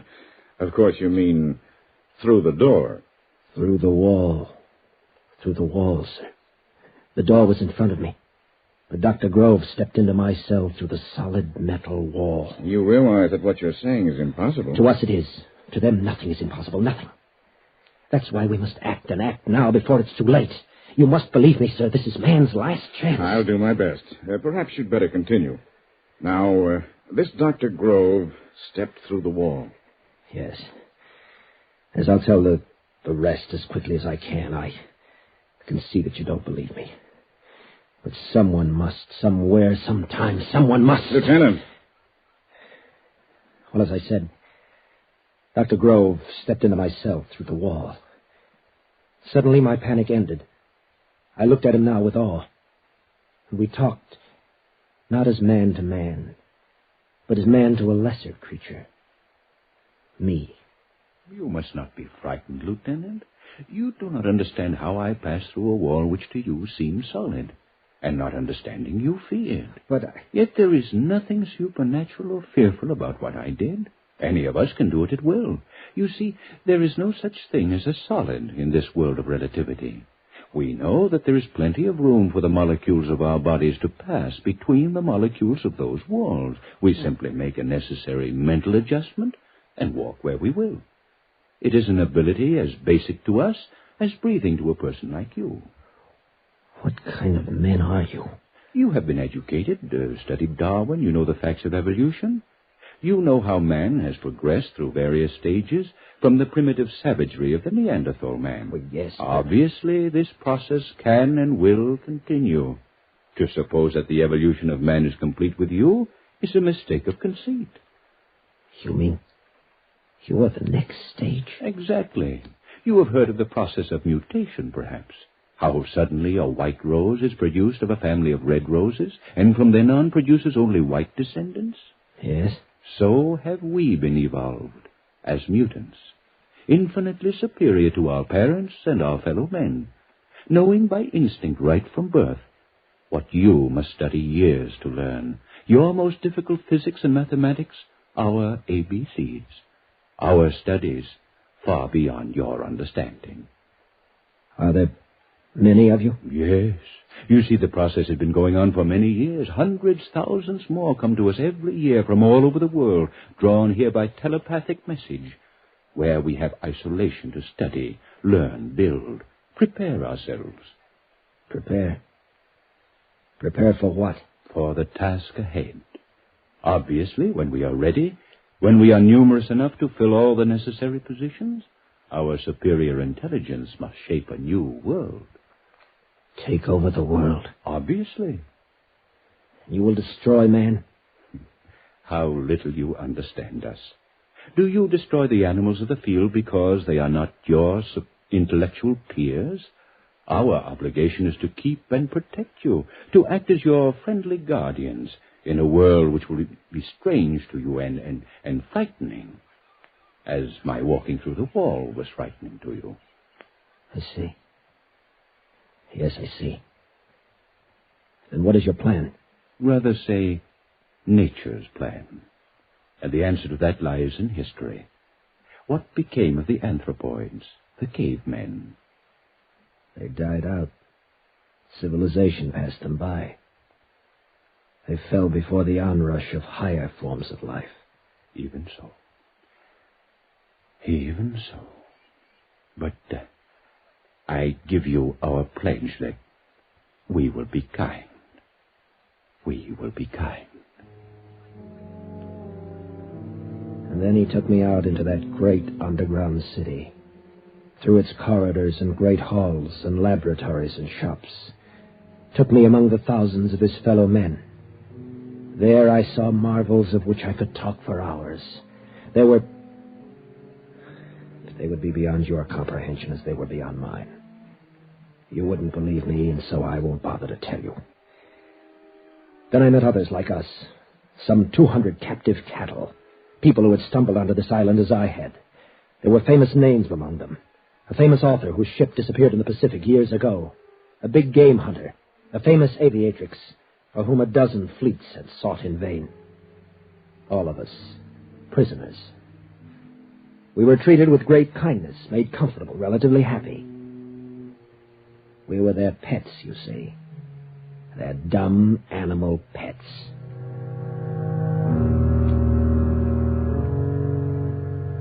For over 3 years I stayed there. After a while I ceased to struggle, even in my mind. I was defeated.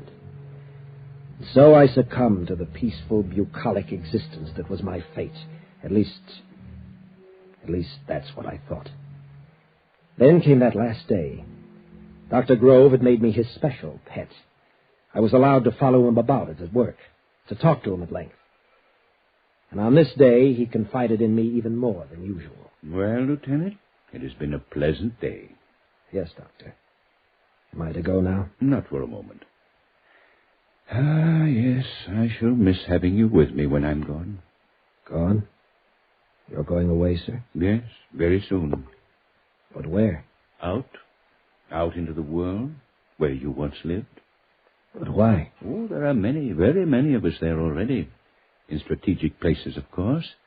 An important politician here, an industrial magnate there, a famous author whose words are gospel to his readers. I will have my place, an important one. But I didn't know. You didn't tell me that it's already begun. Oh, yes, definitely. The hour is close at hand. And then, all of us, the whole world. Lieutenant, you know us now. You know that we will be kind. Kind. Yes, kind. Suddenly all the anger that was in me welled up. I didn't want to be a dumb animal, a pet for some superior being to be kind to. I didn't want that for my loved ones, my friends, my fellow men. That night at dinner when they fed the prisoners in a big communal hall, I got a chance to talk to Kavanaugh, my old radio man. He listened and then shrugged hopelessly. They'll succeed, Joe. You know that. No. Not if the world could be warned. I don't know. Maybe it wouldn't make any difference. Besides, how could they be warned? If somebody could get away from here. Escape? That's impossible. I know, that's what I thought. But listen, I've got an idea. There's one chink in their invincibility. What? Their gentleness, their kindness. They can't bear to hurt anyone. None of their weapons kill, but only paralyze temporarily. And they simply cannot conceive of treachery. What are you driving at? This. I'm going to play on Dr. Grove's liking for me, his kindness. And I'm going to trick him. How? Tomorrow I'll ask him to take me up above, back to the plane, to get pictures of my father and sister. Tell him I'm lonesome, suffering. He'll do it. I'm sure he will.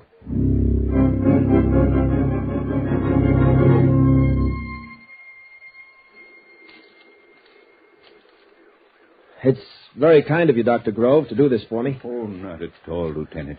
I understand your feeling.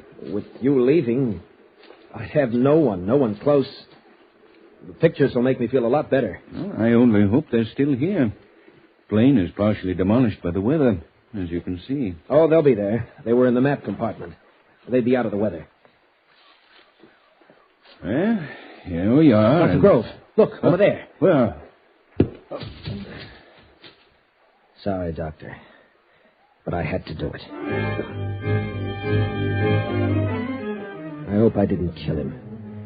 He had been kind, but I hit him hard. Then I broke out a life raft from the rotting plane. I was almost afraid to look at it, but it was okay, even complete with supplies, 4 years old. I ripped the valve and threw it into the water. In 5 minutes, I was out beyond the breakers. I don't know how many days or weeks it was before they picked me up, but it was a long time. And I was more dead than alive. Yes, Lieutenant, you were in bad shape. It was a horrible experience. But you see, it doesn't matter about me. It's the others that... You don't believe me either, do you? Well, Lieutenant, it's been a pleasure to listen to your story. I'll make a report to my superiors. Please be patient and try not to worry. Try not to worry. Good day, Lieutenant. Get out. Get out, sir.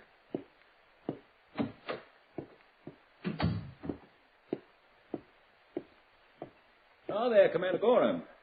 You've talked to him? What's the verdict? A clear case of persecution mania. An amazing form. I've never heard a tale more complete and logical, Yes, I know what you mean. Well, do what you can for him. I'm afraid he's going to be here for a long time. Perhaps for as long as he lives. Turned loose, he might be dangerous. That's too bad. Nice boy, too. But floating for 4 weeks on a life raft, and heaven knows what before that, it sure does things to a man. Well, Doctor, how about lunch? No, thanks. I've got to run along. I have to turn in my report and recommendation on this case. Oh, of course. Well, I'll see you later.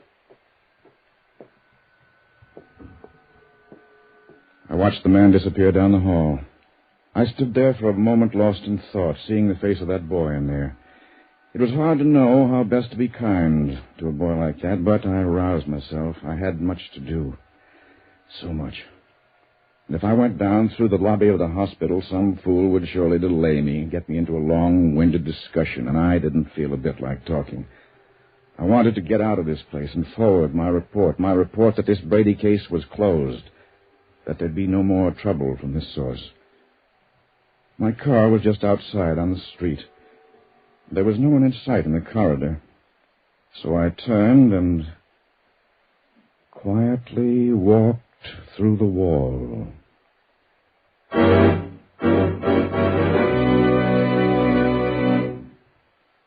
Escape is produced and directed by Norman MacDonald. Today we have presented transcribed Conquerors Isle by Nelson Bond, adapted for radio by John Dunkel. Starred as Lieutenant Brady was David Ellis, as Dr. Gorham, Ted Von Eltz, as Dr. Grove, Bill Johnstone. Featured players were Sam Edwards and Dick Benedict. The special music was arranged and played by Ivan Ditmars.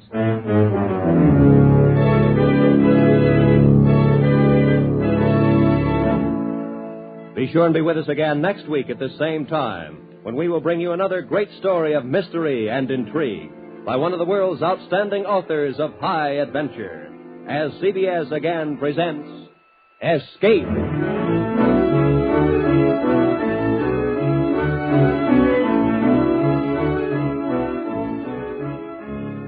Ronnie and Benita are two names that are as familiar to Jack Benny fans as Mary, Phil, Rochester, Dennis, and Don. And since Jack Benny has received thousands of letters asking that the Ronald Colemans be brought back soon, he's happy to present them as special guests on his program this Sunday.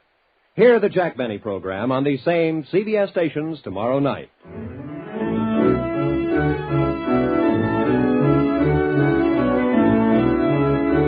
This is Roy Rowan speaking for CBS, the Columbia Broadcasting System.